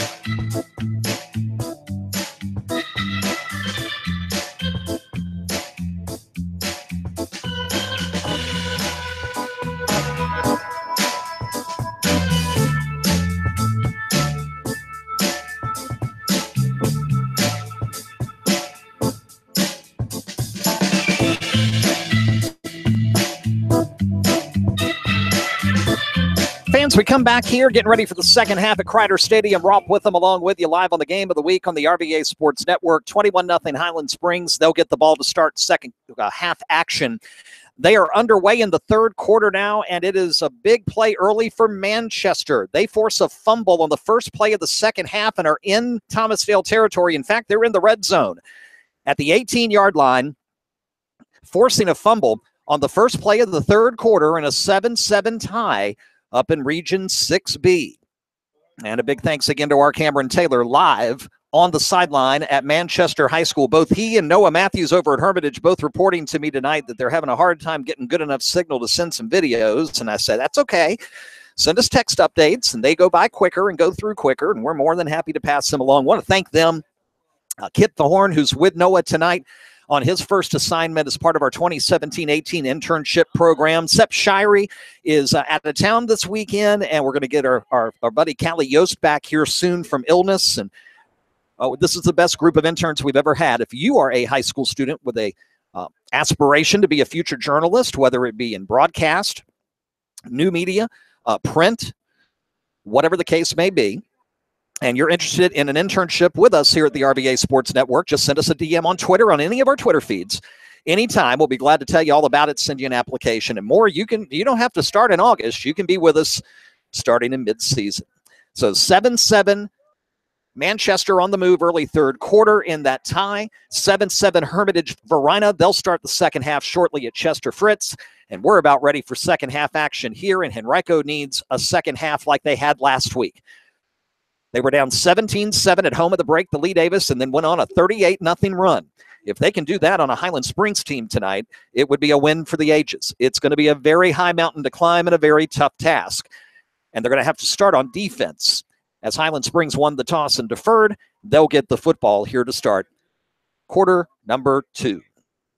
Half number 2. In case you missed it earlier, VCU falls this afternoon at the Siegel Center to Virginia. Final score there, 76-67. Kind of a knuckleball kick, gets to the second wave of the Springers return team. It'll be taken at the 34 and a 2-yard return to the 36, and that's where Highland Springs will take over.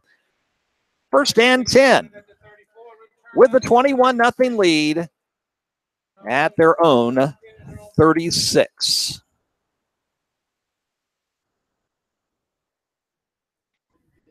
Touchdown, Manchester. The extra point didn't work. but the Lancers feed off the fumble recovery, and they take a 13-7 lead early third quarter on Thomas Dale in Region 6B. Dinwiddie Eastern View underway second half. Generals up 8. Louisa Monacan approaching halftime. 7-point Monacan lead. 1st and 10 out of the pistol here. It's Waller to McKeever. Up the middle. Stumbles for a couple. And it'll be 2nd down and 8. They'll say knee down at the 37, so just a yard for Shiree, who unofficially had 40 of them in the first half. And it's 2nd down and 9. 30 seconds into the third quarter. Highland Springs up 21-0 and looking for more. From the pistol, McKeever behind Waller. On 2nd down, back to Shiree. This time a bit better hole, and he falls forward to the 43-yard line, and that's a good gain of about 6. And it'll bring up a 3rd down and short. They're about to hit halftime down in Chesterfield. Monacan 21, Louisa 14, just seconds to play there. And Dinwiddie is held to a 3-and-out to start the second half, and Eastern View gets the ball down by 8. Here it's 3rd and 3. Waller, handoff. Smith, first down, into Henrico territory, and bust through. It's a foot race. 30, 20, 10, touchdown. Highland Springs Springers. 57 yards for Raekwon Smith. As soon as he got into the third line of defense, there was no third line. Raekwon Smith. 57 yards on 3rd down. And now the point after attempt from the lefty, Mangrum. 10:38 to go here in the third quarter. Point after attempt is up, and it is good. Well, it can't go much better than that if you're a Highland Springs fan.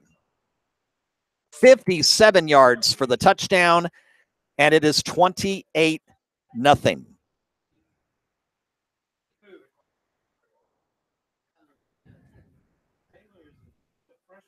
And just in, if you want to see video of Brendan Clark's touchdown to give Manchester the 13-7 lead, it's available now both on the RVA Sports Net and on Chesterfield Sports. And they have officially now hit the half at Monacan with the 2-seed Chiefs up 21-14 on Louisa, again in the battle, one of 2 battles of unbeatens. Now the ensuing kick from Mangrum. And Henrico, I'm sure they feel like this is a nightmare that they just can't wake up from. They need the football. They need a couple of quick scores and a couple of breaks.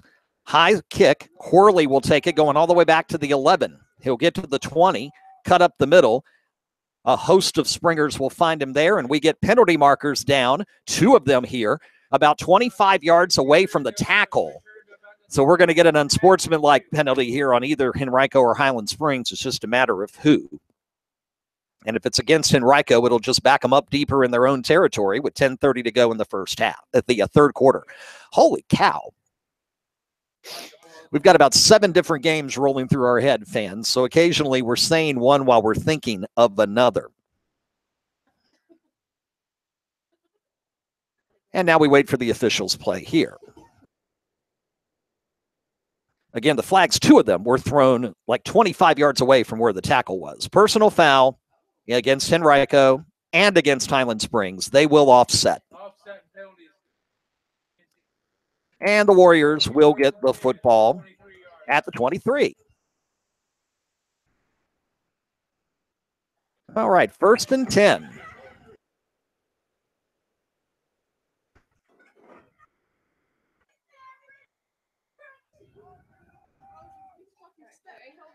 .9:01 to go, third quarter in Dinwiddie. As a first down carry here to Ellison goes for very little. Scrum on the left side of the offensive line. They'll say no gain, and it'll be second down.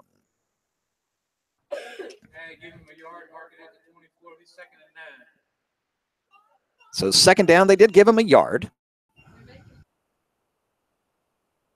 Now with 9:01 to go in the third quarter.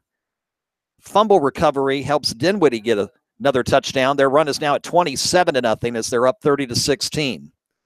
It was 16-3 Eastern View at one point. Chambers back to pass, looking for a screen. Carter's got it at the 25, and he's not able to avoid one tackle there. And he'll go down there as Malcolm Green grabbed an ankle and held on for dear life. Gain of 1, 3rd and 8. Carter tonight, 2 catches for 25 yards. Big story tonight, fans. 5 first-half turnovers. Chambers eludes the pocket, got a run to the 30, spins down to the 35, and that'll be enough. First down.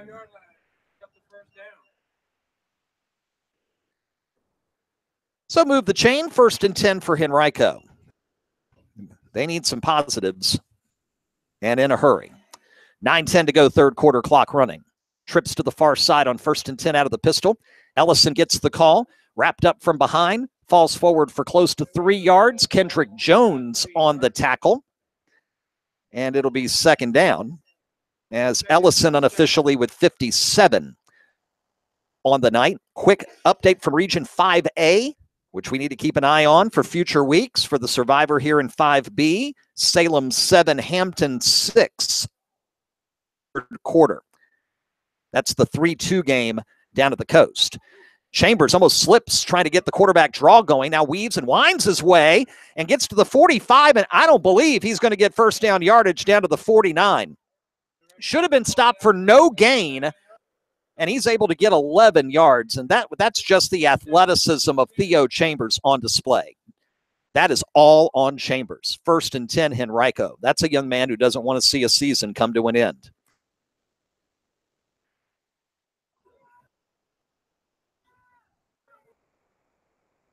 First and 10 from the 49. Chambers thinks about the pitch, finds a hole, keeps it himself into Springer territory to the 44-yard line. That's 7 for Theo, and a 2nd and 3 coming up.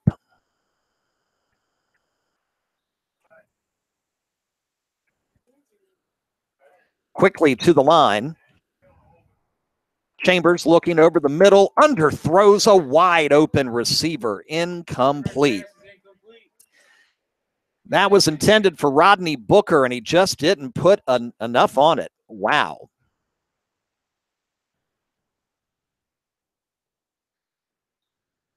So we're looking at a 3rd down and 3. They are going to the fourth quarter, and thank you, Chuck Jackson on Twitter. A correction on the Thomas Jefferson Culpepper score. 14-7 Culpepper. Not 24, 14-7 Culpepper. And Chuck reports that Thomas Jefferson starts the fourth quarter in the Culpepper red zone, down by 7. 3rd and 3, handoff. Looking for first down yardage, and very close, but I think a bit short, is Christian Quirley on his first official carry of the night. They needed 3, and it looks like Christian got 2 to the 42. And down 28 on the road, season on the line, 7:20 to go in the third. You go for it here. 4th and a yard from the Springer 42. Chambers will feign trying to get him to jump offside. Now he'll look back and get the signal from Coach Glasgow and company. And out of the pistol, they're ready on 4th down. And that may be stopped. Quirley got the handoff. It took a while for Chambers to make a decision on the read option, and he will be stopped for no gain. And the Springers will take over. 1st and 10. It was 4th and 1. Their own 42-yard line. No gain. 28-0. Springers get the ball back. Touchdown, Manchester again. They have upped the lead on Thomas Dale now to 20-7. Early third quarter, they've put up 13 unanswered very quickly. That's Region 6B semifinal on the Virginia Farm Bureau in-game scoreboard. 1st and 10, Highland Springs from the 42. Waller, quick pass, complete. To midfield, 49-yard line officially. And a gain of 7 for Keyshawn Finney. And it'll be 2nd down and 3 yards to go. And there is no reason to play hurry up if you're Highland Springs.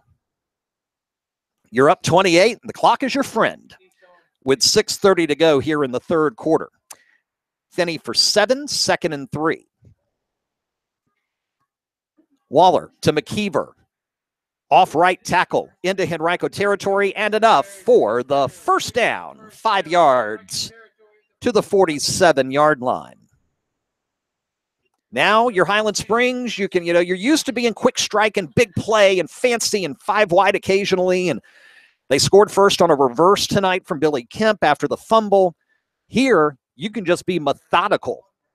You can turn into the 1960s Green Bay Packers if you want. Put a seam here and a seam here and run through it. Keep the football, run out the clock, get ready for next week. Waller, back to pass. Throws right side, and it is incomplete. Ball was trapped, intended for Finney, and it's 2nd and 10. And again, I'm going to be honest with you, fans. Remember, you throw a pass that's incomplete, it stops the clock. That lengthens the game for Henrico. You run the football, you can kill another 30, 40 seconds. Ball at the 47.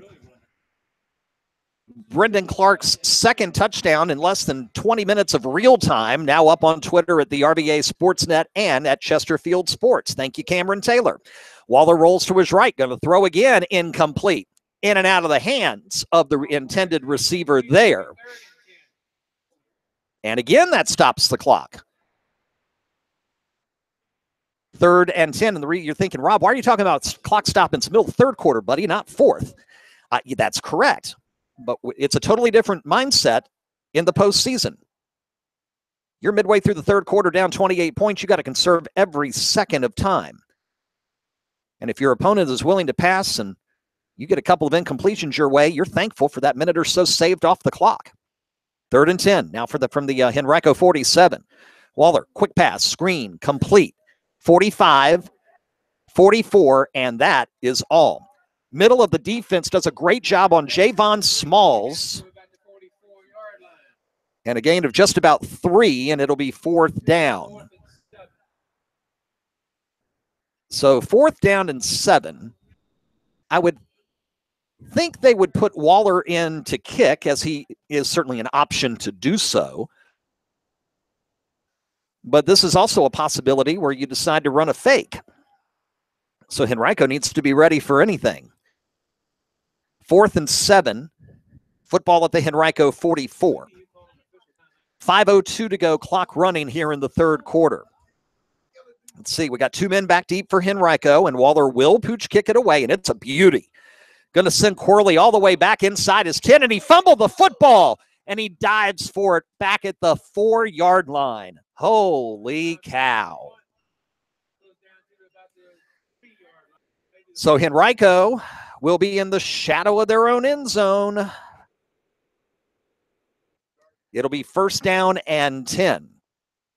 After Waller got off easily his best punt of the night to pin Henrico deep in their own territory. 4:47 to go here in the 3rd quarter.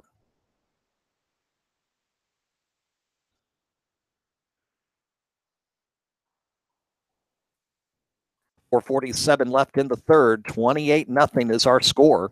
Chambers, read option, going to go around left side. Got to get out of the end zone. Does, and gets out of bounds after a short gain on the far side of the field. And now is when I should be pulling out the binoculars that my wife gave me for Christmas last year so I can see who makes the tackle on the far side of the field. It'll be 2nd down with 4:41 to go here in the 3rd quarter. They'll put the football at about the 5, so that's a couple of yards for Chambers, and we'll call it 2nd down, 8 yards to go.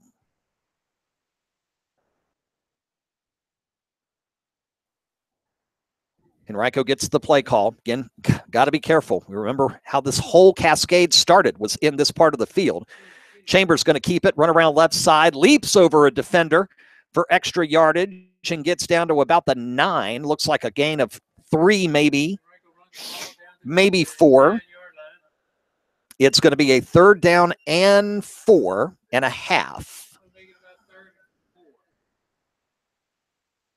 Couldn't get out of bounds, and the clock's running. 4:15 to go here in the 3rd.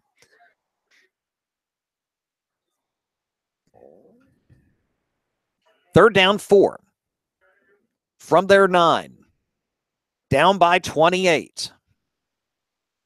Chambers looks. Got to get out of the pocket. Gets the first down and goes out of bounds at the 19-yard line. Chambers for 10 and a first down for Henrico. Fans, quick reminder, coming up tonight, NBC 12 News at 11, the final edition of On the Sidelines with Mark and Matt. They've got cameras all over the central region tonight. All the big highlights coming up on NBC 12, Richmond's #1 choice for news. And then we'll join them, and more on that in a moment. First down, read option Chambers, keeps it, absorbs a hard hit, and falls forward to the 24-yard line. Gain of 4 or 5 on first down. As soon as On the Sidelines ends on NBC 12, get to facebook.com/NBC12 News.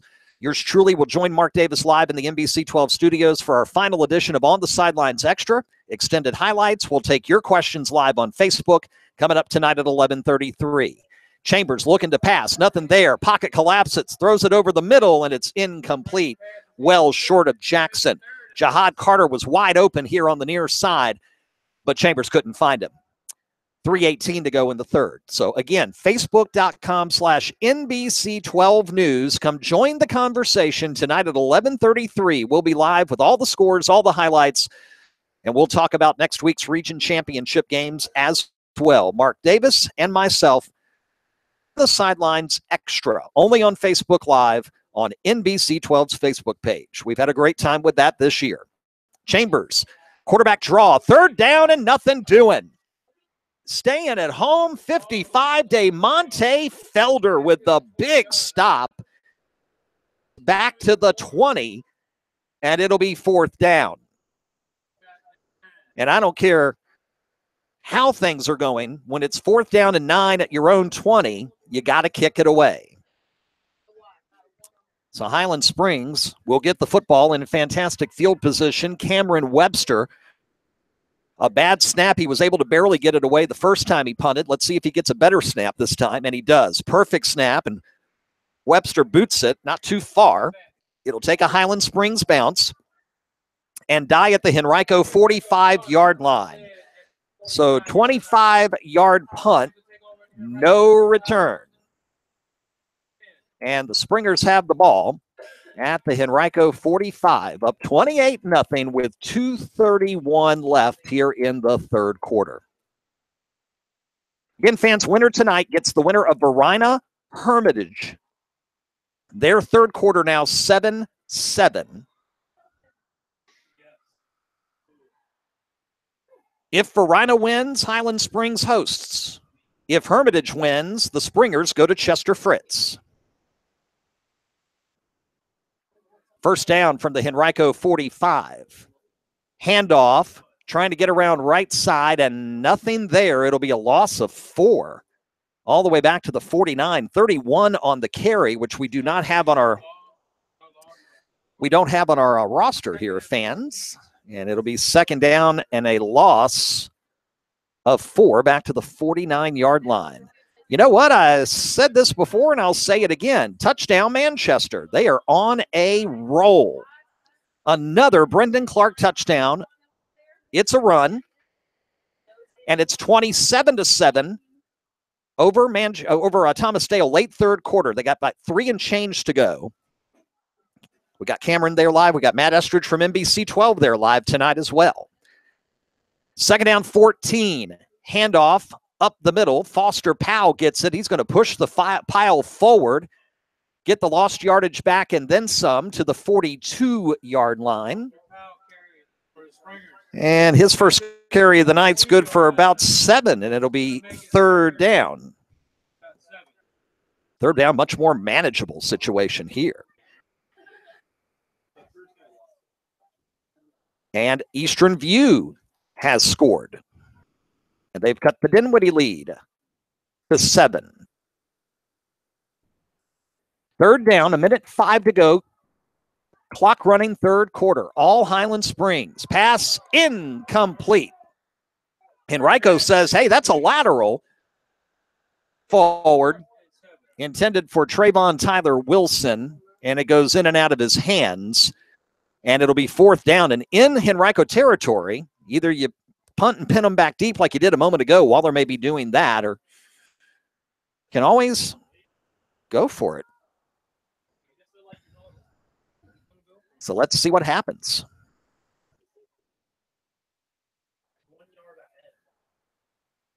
Fourth down and 7, and they will go for it. Waller looking over the middle and incomplete.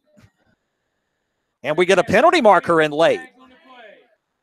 Now, I'm going to be honest with you, fans. I don't think that was a catchable football, but if there was physical contact before that football went into the air after 5 yards, then, yeah, you're going to get a pass interference call, and that's exactly what it is. Pass interference, and that's going to give Highland Springs the first down, and that's kind of a microcosm of what has happened tonight. So first down, a fresh set of downs, deeper in Henrico territory. As they'll go to the fourth now in Goochland.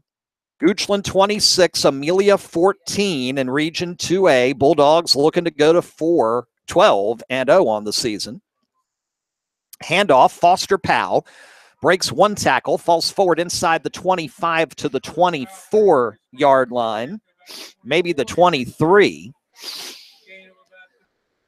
And it'll be 3 yards and a second down. Final seconds here of quarter number 3.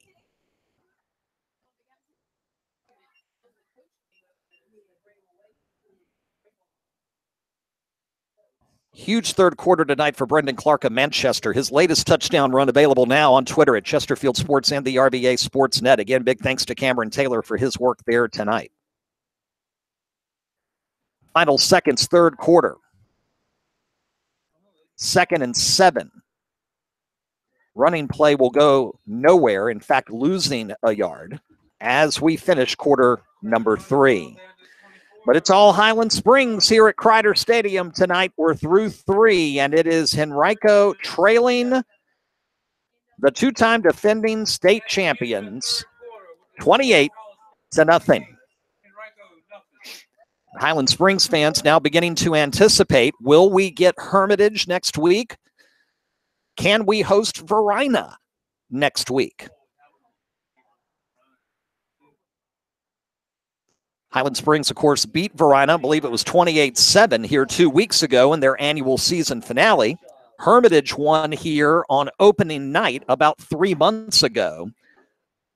9 was the final in that one. Hermitage 7, Verina 7, third quarter. Here, Highland Springs up 28-0. Got a quick second to remind you again, on the sidelines tonight on NBC 12 News at 11. Mark and Matt with all the highlights from tonight's playoffs, along with highlights from today's UVA-VCU basketball game. And as soon as it's over on TV, flip over to facebook.com/NBC12 News. Mark and myself will join you there. We'll take your questions live.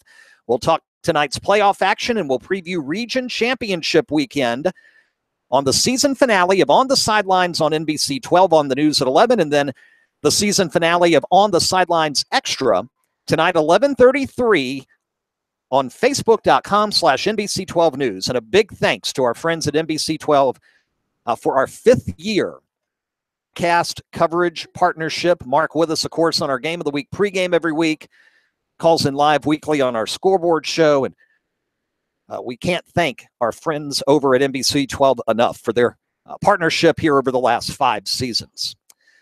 Well, for the final time in 2017, I say we start the fourth quarter at Highland Springs High School. Springers with the football on a 3rd down and 7 at the Henrico 24. And if you can believe it, there's some confusion on the Highland Springs offense, and they've got to burn a timeout before we start the fourth quarter. So, timeout Highland Springs to talk over the 3rd and 7. Manchester, huge third quarter up on Thomas Dale. Verina Hermitage tied at 7. Dinwiddie leading Eastern View by 7. Monacan up on Louisa by 7. They're getting ready to start the third quarter. Thomas Jefferson in trouble, down 7 at Huguenot, fourth quarter to Culpeper. Goochland up on Amelia by 12 early fourth quarter. Have not heard anything from Essex and Northumberland yet. If we don't, we'll be sure to have it for you tonight on the Sidelines and On the Sidelines Extra. Tomorrow, Hopewell at Phoebus in Region 3A. That's a 2 o'clock kick. And the VISAA Division 1 State Championship Collegiate at number 1 seed Flint Hill. That's also early tomorrow afternoon. All right, out of the Springers timeout, we start the fourth quarter again. Trips to the far side on 3rd down and 7. Waller back to pass. Looking, waiting, pass, complete. And then immediately there to wrap him up is Lynn Berkeley. That's Trey Henderson on the reception. And I'm not sure they even gained a yard. I believe he got back to the line of scrimmage at the 24, and that is correct, and it'll be 4th down. So 4th down and 7 yards to go. And they've hit the fourth quarter at Manchester, and it's 27-7. Lancers.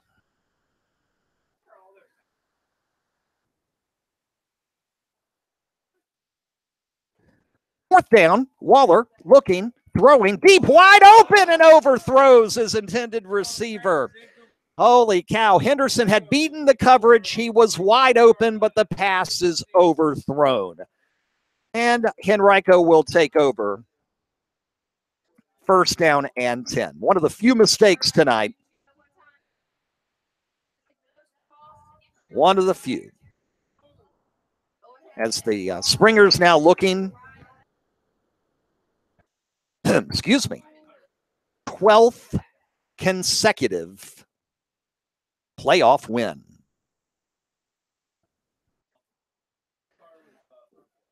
Pick 6, Hermitage. More in a moment. 1st and 10, diving for the grab, and it's Booker, and it's incomplete. And it'll be 2nd down and 10 for Henrico at their own 24 with 11:03 to go. The lead to Hermitage. And guess who? Mateo Jackson with a pick 6. Good. Hermitage 14, Verina 7, third quarter. 2nd down here, Chambers. Quick screen to Carter. Eludes one man in a second. Cuts back right side. He'll get almost to the 1st down yardage. Now I see something on the field. I'm sure. I think it's a flag at the 26. Kind of hard to see from this angle, but I think it's a penalty marker. If it's not, whatever it is needs to be picked up. It's not a penalty marker because they're moving the chain to the 35-yard line. So 11 yards, Carter earning 9 of them on his own. 1st and 10. Chambers to pass again. Throws for Booker, and this time overthrows him incomplete. So 2nd down 10 with 10:40 to go. Mateo Jackson, we've talked about him since August. One of the best players defensively in this area. Had the interception to seal the win here in August, and now has a huge pick 6 against Verina. Quick pass out to Jackson, complete, and he drops the football. It's picked up by Henrico, and they're able to advance it down to the 46-yard line, and that'll be just enough for a Warrior 1st down. So sometimes it's better to be lucky than good, and it'll be 1st down at the 46, but time running out.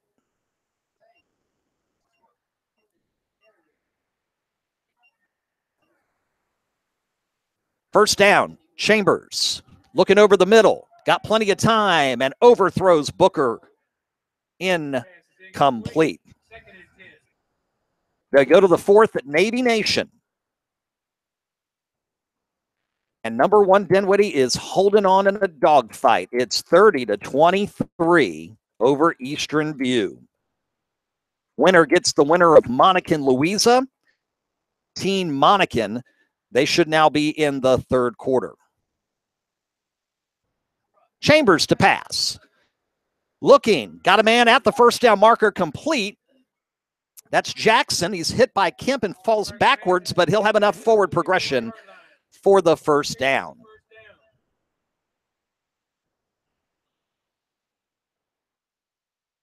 Down and 10. Henrico only scored 6 in that 23-6 loss here back in October. They haven't been in the end zone yet tonight.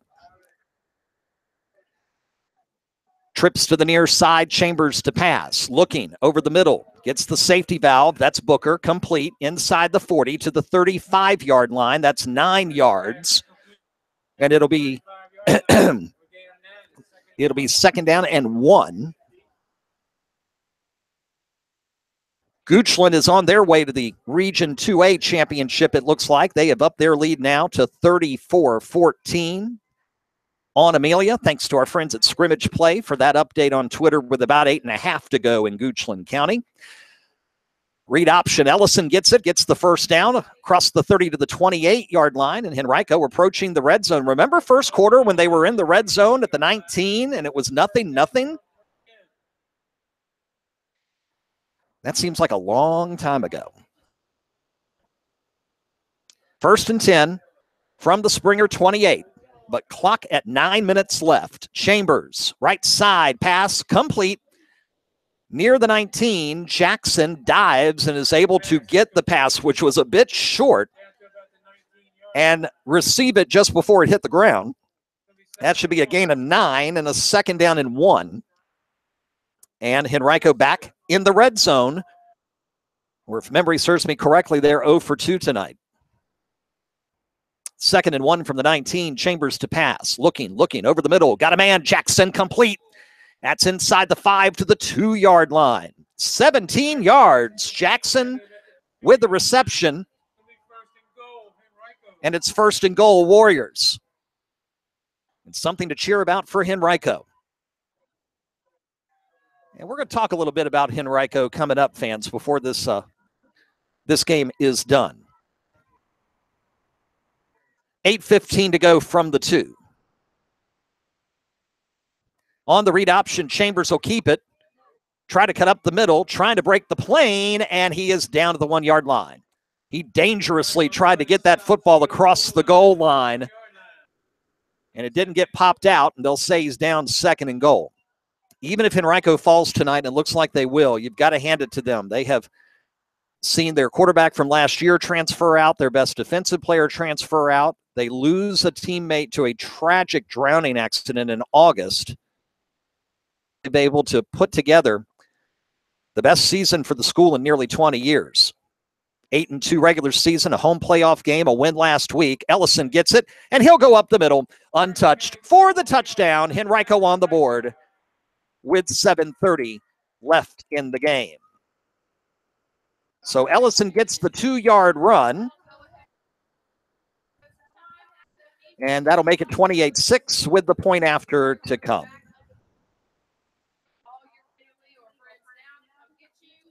Point after attempt for first time we've called Cullen Bryant's name tonight, except for the second half kickoff. Chambers will hold for the left-footed kicker. Got a pair of them here tonight. Point up. Knuckleballer is good. 7:30 to go, fans. 28-7.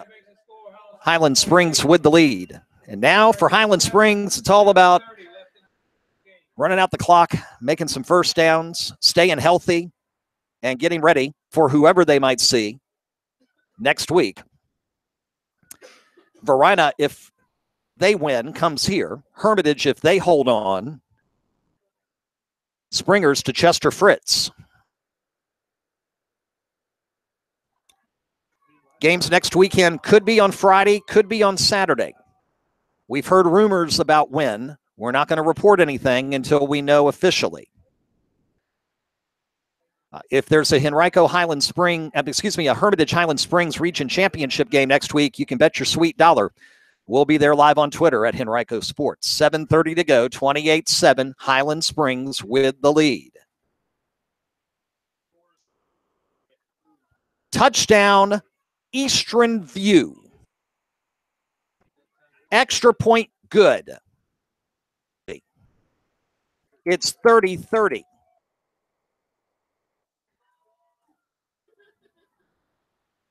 Ensuing kickoff here should be an onside kick. It is. It's a fumble, and the football is alive at midfield.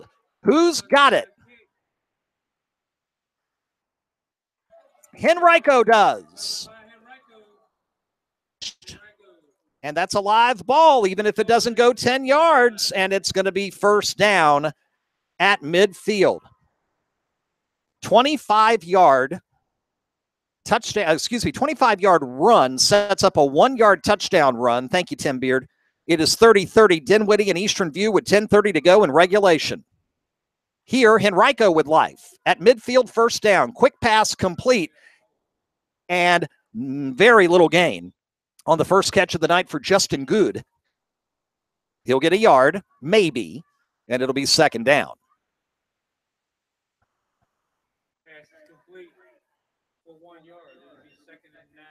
Second down 9 from the 49, but the clock down to 7:05 to go. And counting.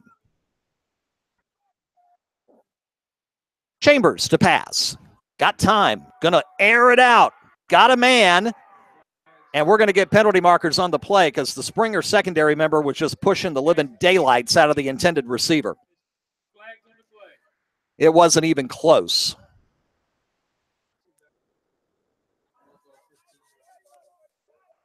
So Henrico will move deeper into Highland Springs territory, and more importantly, it stops the clock with 6:50 remaining.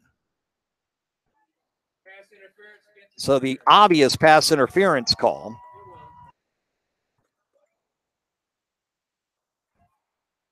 They've gone to the fourth at Chester Fritz. It's 14-7 Hermitage. Here it's new life, albeit a faint one, for Henrico.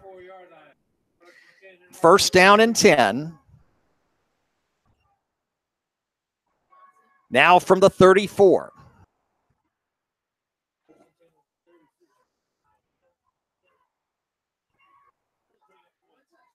$6:50 to go.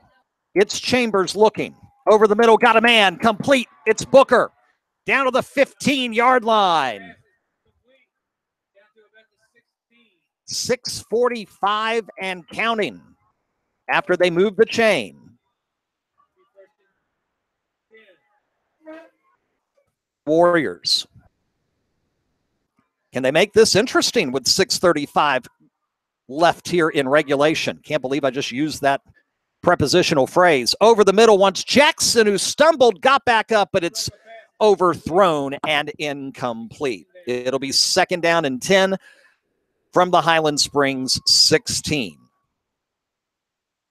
Over on the other side of the bracket, fans, Salem, Virginia Beach just beat Hampton 7-6. And so Salem is in the Region 5A championship next week against either Nansemond River or top seed Indian River.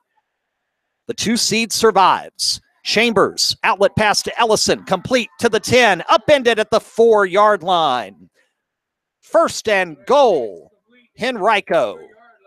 Chambers to Ellison, left side for 12 yards.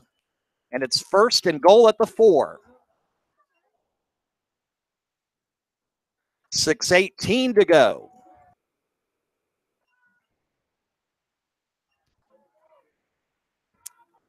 Chambers turns around, gets the play called. The clock approaches the midway point of this third quarter. Gotta hurry. First and goal at the 4, down 21. Ellison gets the handoff, and there's nothing there. Springer stay home in the interior line and do a great job there. No gain, maybe even a yard loss. Evan Robinson leading the charge there in the interior. It'll be second down and goal. Fans, we have our first final score of the night.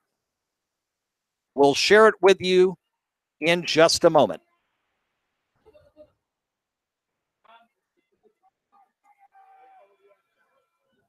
Second down and goal. Chambers looking into triple coverage, a dangerous pass, and it is knocked away. Incomplete.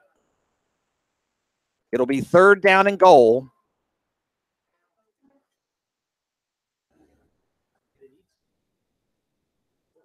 Time 5:26. Region 3B.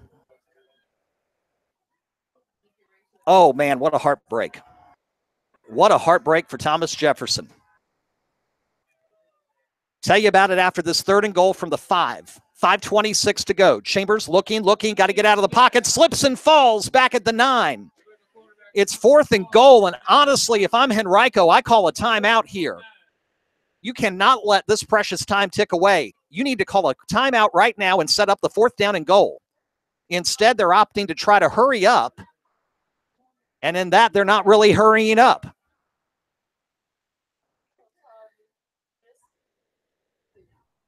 Chambers gets the call, and he's jogging back to the field. Fans, I don't get this. I do not get this. Fourth and goal at the 9. Chambers looking, flushed out of the pocket, throws it up in the air back of the end zone, and it's knocked down, incomplete, and Highland Springs will take over on downs. Fans, Thomas Jefferson had a chance to go into overtime. They fumbled the football, and Culpepper recovered it in the end zone, and Culpepper ends the magical ride of Thomas Jefferson. 14-7 is the final score. Oh, man, that hurts my heart. What a historic season for the Vikings. Not counting the consolidation era of the 1980s, TJ had not had a winning season since 1976, and it will end with a record of 8-4.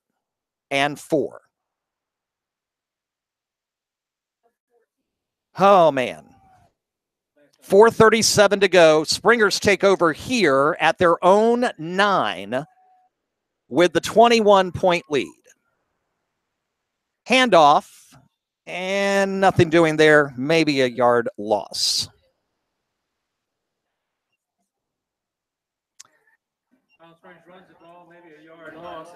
Touchdown, Louisa, in the third quarter.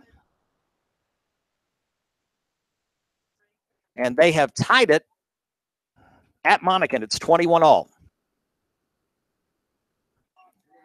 Dinwiddie tied with Eastern View. Louisa and Monacan tied. 21-21. Waller on second down. We'll call it 11. He'll keep it, and he'll get hit back at the 5. And Henrico will use a timeout with 3 minutes and 46 seconds to go. Again, quickly, fans, on the scoreboard. Hermitage 14, Varina 7. They're in the fourth. The Mateo Jackson pick 6, the difference right now. Eastern View is driving. They're approaching the red zone in a 30-30 tie in the fourth quarter. Manchester has exploded after halftime, and they lead Thomas Dale 41-7 in the fourth. So Manchester's on their way to the Region 6B championship. And at last check, fans, River Bend and Colonial Forge, River Bend was leading at last check 14-12. If River Bend knocks off Colonial Forge, considered the biggest upset this year in the playoffs, and there's not even, it wouldn't even be close. It's Colonial Forge got the bye last week out of the first round in the region where they took only 7 teams, and they had one of the highest power ratings we've ever seen in the Virginia High School League. And they're in a dogfight with an under 500 River Bend team who's better than their 5-6 record would indicate. Here it's third down and 14 from the 5-yard line with 3:46 to go. 2 timeouts left for the Warriors. Waller rolling, looking, throwing, and incomplete. Oh, man, Jay Jones had it and dropped it. He might not have made the first down, but the clock stops. Highland Springs now has to make sure that they get a big, and I do mean big, punt here. And don't commit a turnover. Don't let the punt get blocked.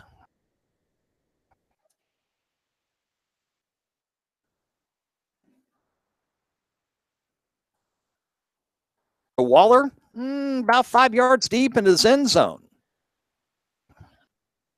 With 3:42 to go, they're coming for the block. They won't get it. Good kick, returnable. Anthony at the 34, and he'll get upended at the 31-yard line. 1st and 10. Henrico at the Highland Springs 31 with 2 timeouts and 3:33 to go. Interception, Dinwiddie inside the red zone. And they take over deep in their own territory midway through the 4th quarter. 30 tie with Eastern View.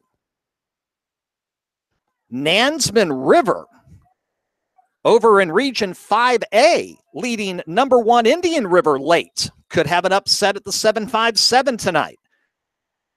Chambers, 1st and 10. Looking, wants it all. Into the end zone. Got his man. Waiting for the signal. Touchdown, Henrico Warriors.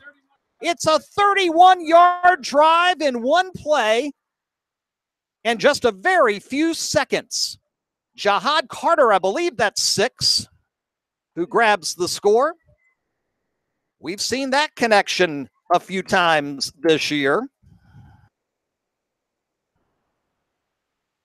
Play, the 31-yard strike from Chambers to Carter. Now Bryant for the point after with 3:23 to go. It is up, and it is good. So 28-14 Springers, 3:23 left. Onside kick certainly to come. And hang in there. This one's not completely sealed yet. 28-14, 3:23 to go. Holy cow, we're going to have so much to talk about tonight on the Sidelines Extra. Yeah, okay, well, now we finally got the score from that Nansemond River Indian River game. Nansemond River leads by 14 points with under 3 minutes to go. If they win, they'll knock the number 1 seed out of Region 5A.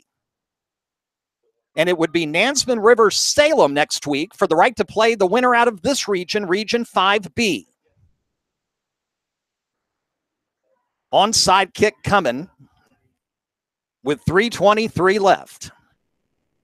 28-14 Highland Springs on here. Pooch kick right out of Springer and is able to grab it and advance to midfield. So the onside kick fails. And the Springers will have the football at midfield. Henrico has 2 timeouts left. They're going to have to hold them 3 and out to have a hope to get the football back.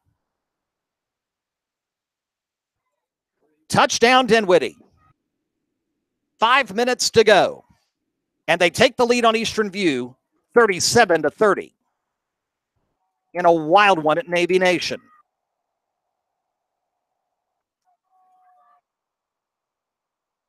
First down and 10 here. It's McKeever bobbled the handoff and is able to go for 2 yards.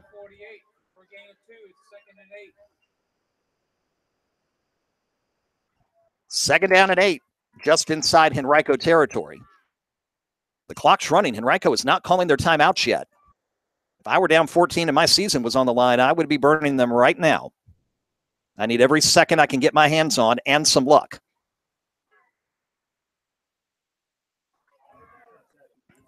Second down to 2:45 to go.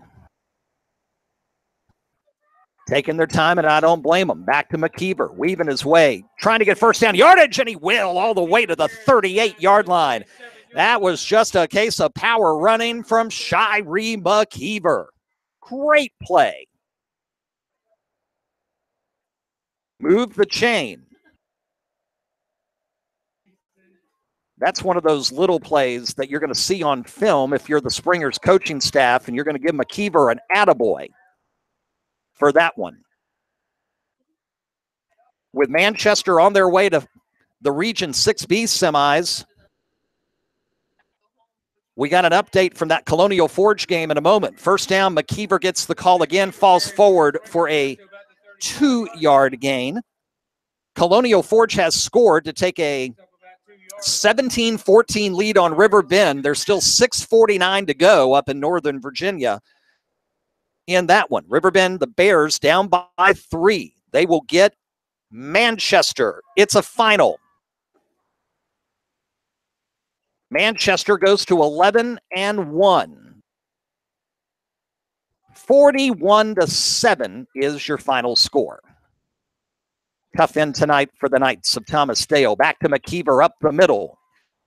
Falls forward to the 33, and now we're going to get a timeout called by Henrico, but we're down to 1:27 left. It's going to be third down at about 6.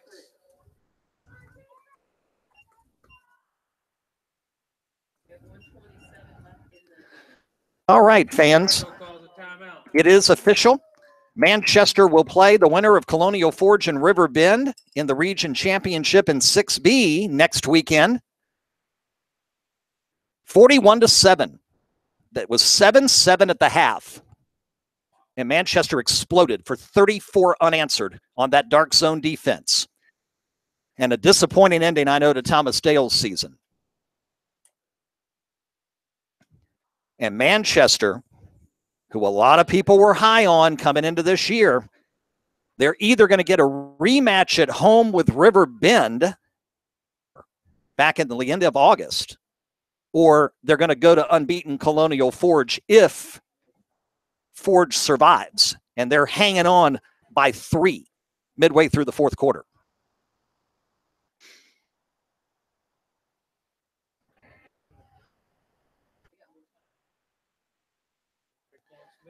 Out of the Henrico timeout. 3rd down and 6. Quick pass. Kemp complete. Can he get to the marker? Yes, he can. First down, Highland Springs. And that will do it. With Henrico only having 1 timeout left and 1:20 to go, there's no way, unless something absolutely crazy happens, there's no way they're going to be able to get the football back and do what they need to do. So Manchester will go to either Colonial Forge, or they'll host River Bend next week. Dinwiddie 37-30, fourth quarter to Eastern View. Monica and Louisa tied 21-all early fourth. Here, first down. Now it's just hold on to the football and run out the clock. And a nice run. Breaking free. Smith inside the 5, and he falls just shy of the goal line at the 1-yard line. And it'll be first down and goal. Did we get a penalty marker as well?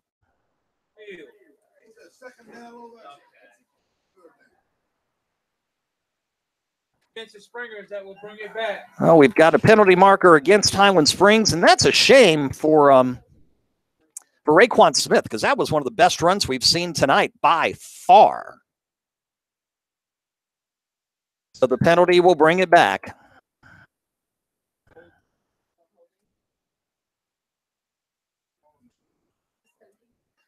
But we're in the final minute.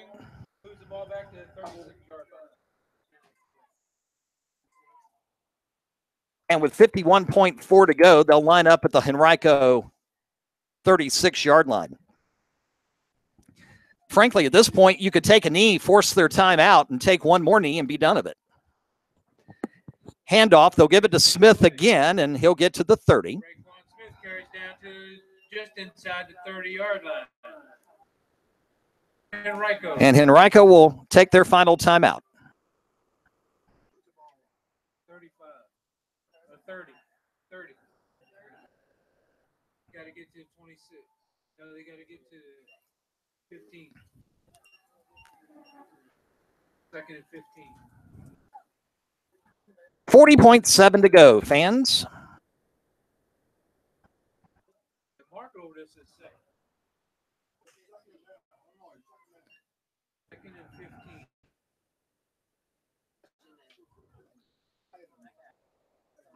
And we're looking, sorry about the quick interruption there, folks, confirming the Manchester win, and now we can confirm touchdown Hermitage. And they have upped the lead on Varina to 21-7 on a flea flicker. A flea flicker gives them the lead with 5:45 to go. So it's 21-7. So if everything holds like it is right now, fans, the rematch that I think most everybody wanted, unless you were a Henrico or a Varina fan, Lee Davis, etc., ever since opening night and the Mateo Jackson interception to seal the 14-9 win here for Hermitage over Highland Springs, a lot of people wanted to see a rematch Thanksgiving weekend, and we are achingly close to making that official. Here, 45 seconds to go. Second down, Henrico's out of timeouts, and you take a knee, and now we're going to get a little pushing and shoving, and they got it. Yeah, here comes the penalty marker, and that'll stop the clock. And here's where it gets chippy, and it doesn't need to. The game is complete. We know who's going to win. Represent your school the way you're supposed to. So stopping the clock on the penalty, all it's going to do is move Highland Springs 15 yards closer to the goal line, and they're just going to knee it again.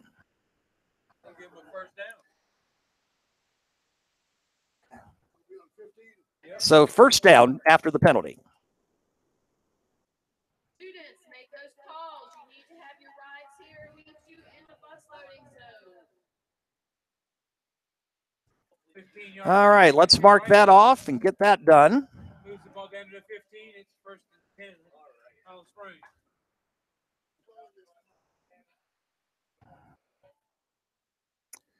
And again, victory formation coming up. Final 30 seconds, the knee, and that'll do it. It is their 12th consecutive playoff win over 3 years. And the second seed, Highland Springs, despite a valiant quick comeback effort from Henrico late, takes a huge second quarter advantage and turns it into a 28-14 win. They're now 11-1. They're headed to Chester Fritz Stadium next week. We are still waiting to see how that turns out. Henrico will finish with a record of 9-3. Their losses to Hermitage, to Highland Springs, and in the playoffs to Highland Springs. Hermitage leads by 14, but there's still time on the clock. That one's not done yet, but unless Varina has a huge comeback in them, it's going to be Highland Springs Hermitage at Chester Fritz for the region championship next weekend. And again, we've heard rumors about it might be Friday, it might be Saturday. We're not going to talk about that until we get word from the ADs at the schools. As soon as we know officially, we'll let you know. Next week, games could be at either place. The final 2 weeks we know are on Saturday. The state semis on the 2nd of December and the state championship on December 9th. Touchdown Eastern View. Holy cow. They have tied Dinwiddie at 37-37 with 2:41 left in regulation. Unbelievable. Now, fans, I got to tell you, I was talking to, but I talked to someone and I told them, I said, if there's a team left in that region that could go point for point with Dinwiddie, I believe it would be Eastern View. And they were the enigma in the 4 undefeated teams because they're in Culpeper and they play no one in the Richmond area. And so, you know, people were asking me this week, how much do you know about Eastern View? I said, well, and just not a whole lot. Obviously, I haven't seen them. And they had the lowest of the 4 power ratings out of the 4 unbeatens in the region. So, you know, the 4th seed, they took care of Patrick Henry last week without a problem at home. And now it is 2:42 to go, and it is 37-all. Touchdown, Louisa. They have just scored for their first lead tonight. It is 28-21 over Monacan. Holy cow. Region 4B. And the time remaining there is 7 minutes to go. Out to our friends at Friday Night End Zone up in Charlottesville for that update. Are you kidding me? It was a 4th down for Louisa. They needed 4 yards, and they got 29 and took it to the house.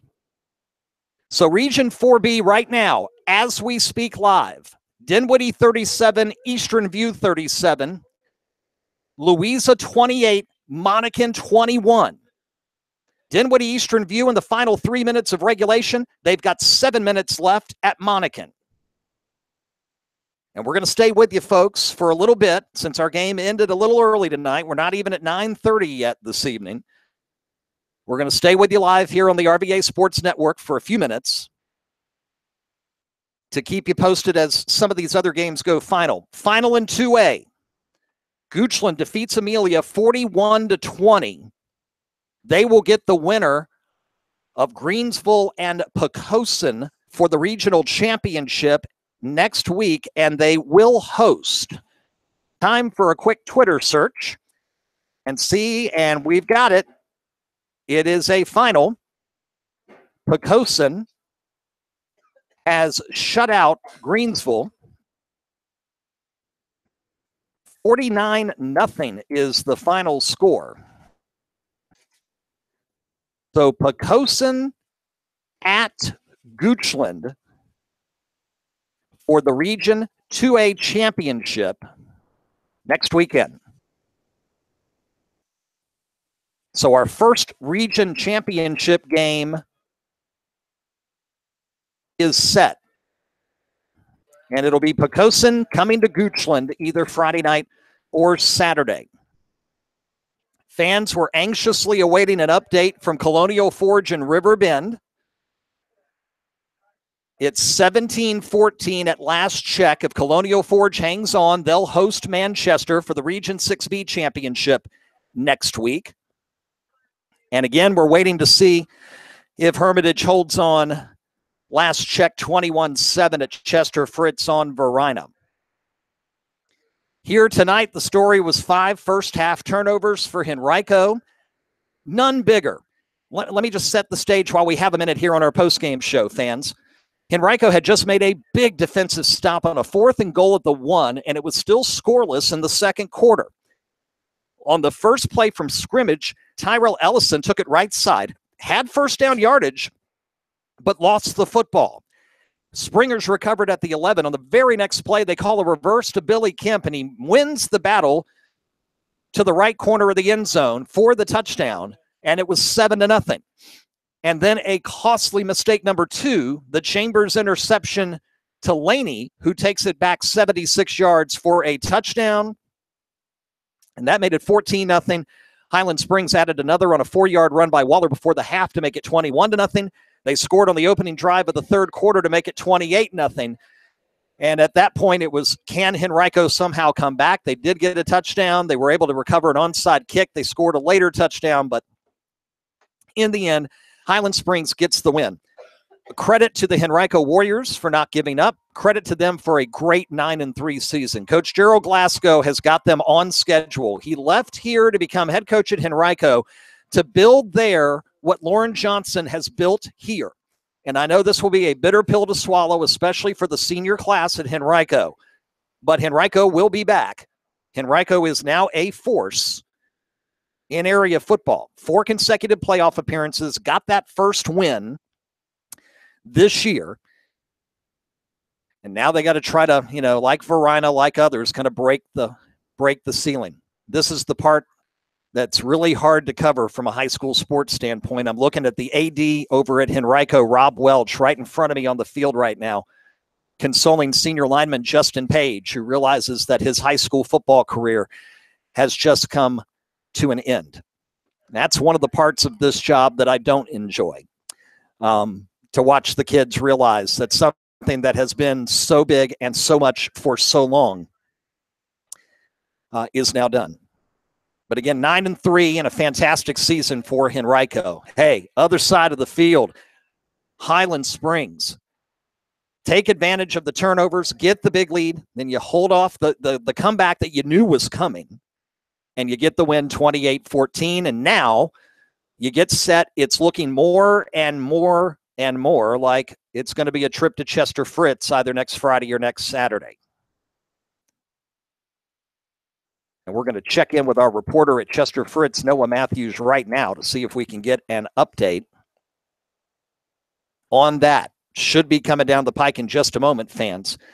And then following that, we're going to wrap things up because we don't want to overstay our welcome here with our friends at Highland Springs High School, that's for sure. And we will have updates on Twitter and obviously all the highlights, all the scores coming up on the sidelines on NBC 12 News at 11 with Mark and Matt. And it is a final.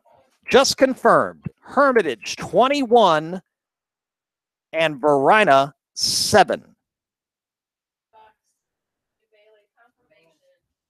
Panthers will host Highland Springs next week for the region title. 21-7, your final score. The big turnaround. Big turnaround of that game, the Mateo Jackson pick 6. That was everything and then some. Monacan just faced a 4th down, fans, and Louisa stops them with 3:59 to go. It's Louisa football up by 7, 28-21.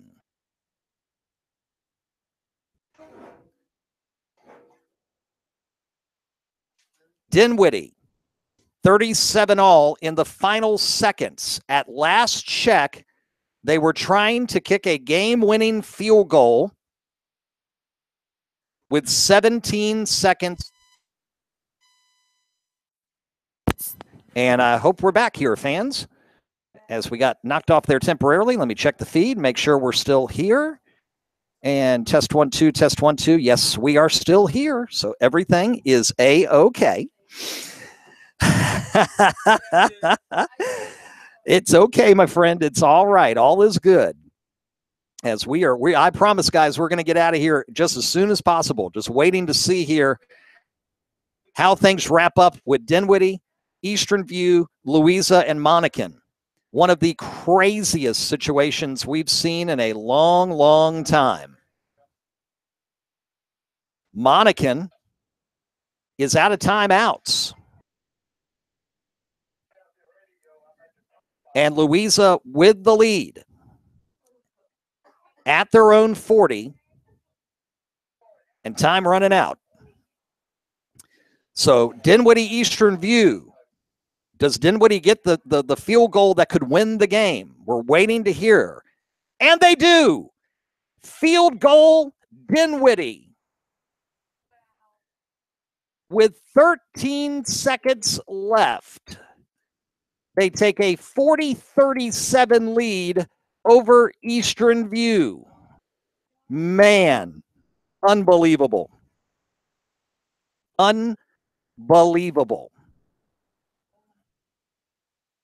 The field goal was from 32 yards.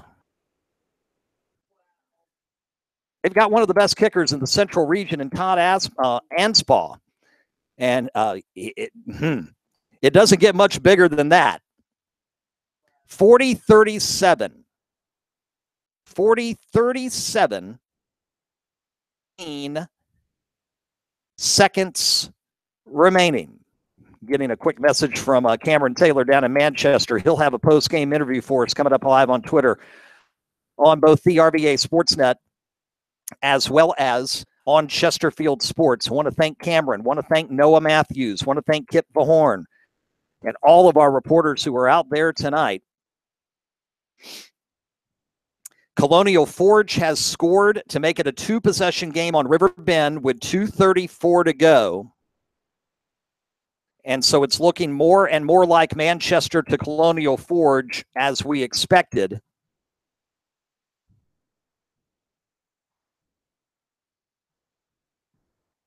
If Colonial Forge holds on, it'll be that matchup Thanksgiving weekend. They're down to about 2.5 left in that one. And man, got to give credit where credit is due in that one tonight to River Bend. Under 500, facing an unbeaten Colonial Forge team that absolutely steamrolled through the regular season. Steamrolled. And gave them a fight. 24-14, River Bend ball, 2.5 to go. Touchdown, Louisa. Holy cow. It is a 1-yard run. They now lead Monacan 28. Let me double check here just to make sure. No, check that. 35-21. Yeah, I thought 28-14 was not correct. Oh, wow. The Chiefs' season is in the balance. 3:14 to go. And it's 35-21. And it is a final in Dinwiddie in an absolute classic. Number 1 Dinwiddie breathes the biggest sigh of relief of anyone tonight in the postseason. 40-37 the final score. Dinwiddie to 12-0. They will host the Louisa Monacan winner for the region title next week. All right, and now Hermitage has just made it official.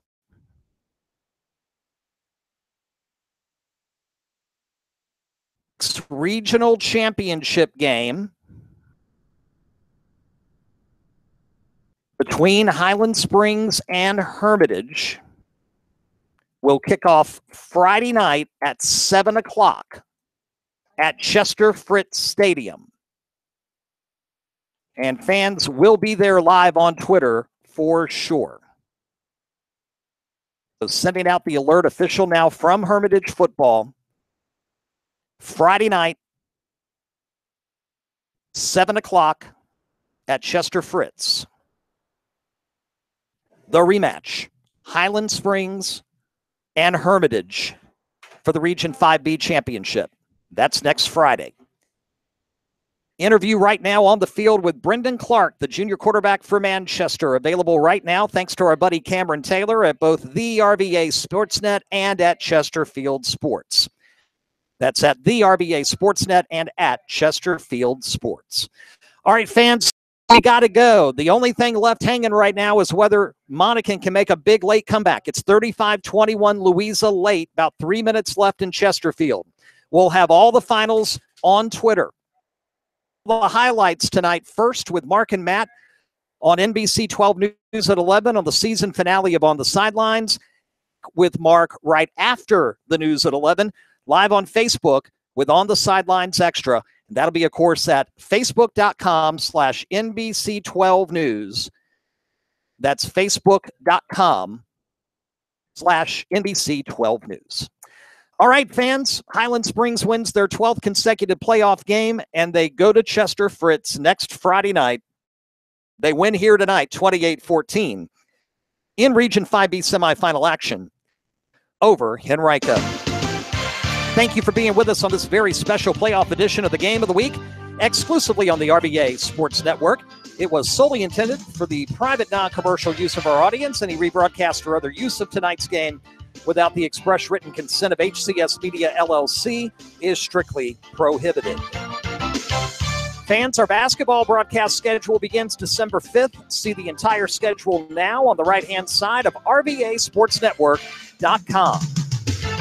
And don't forget to join Mark Davis and myself live on Facebook.com/NBC12news tonight, 11:33, right after On the Sidelines on NBC 12.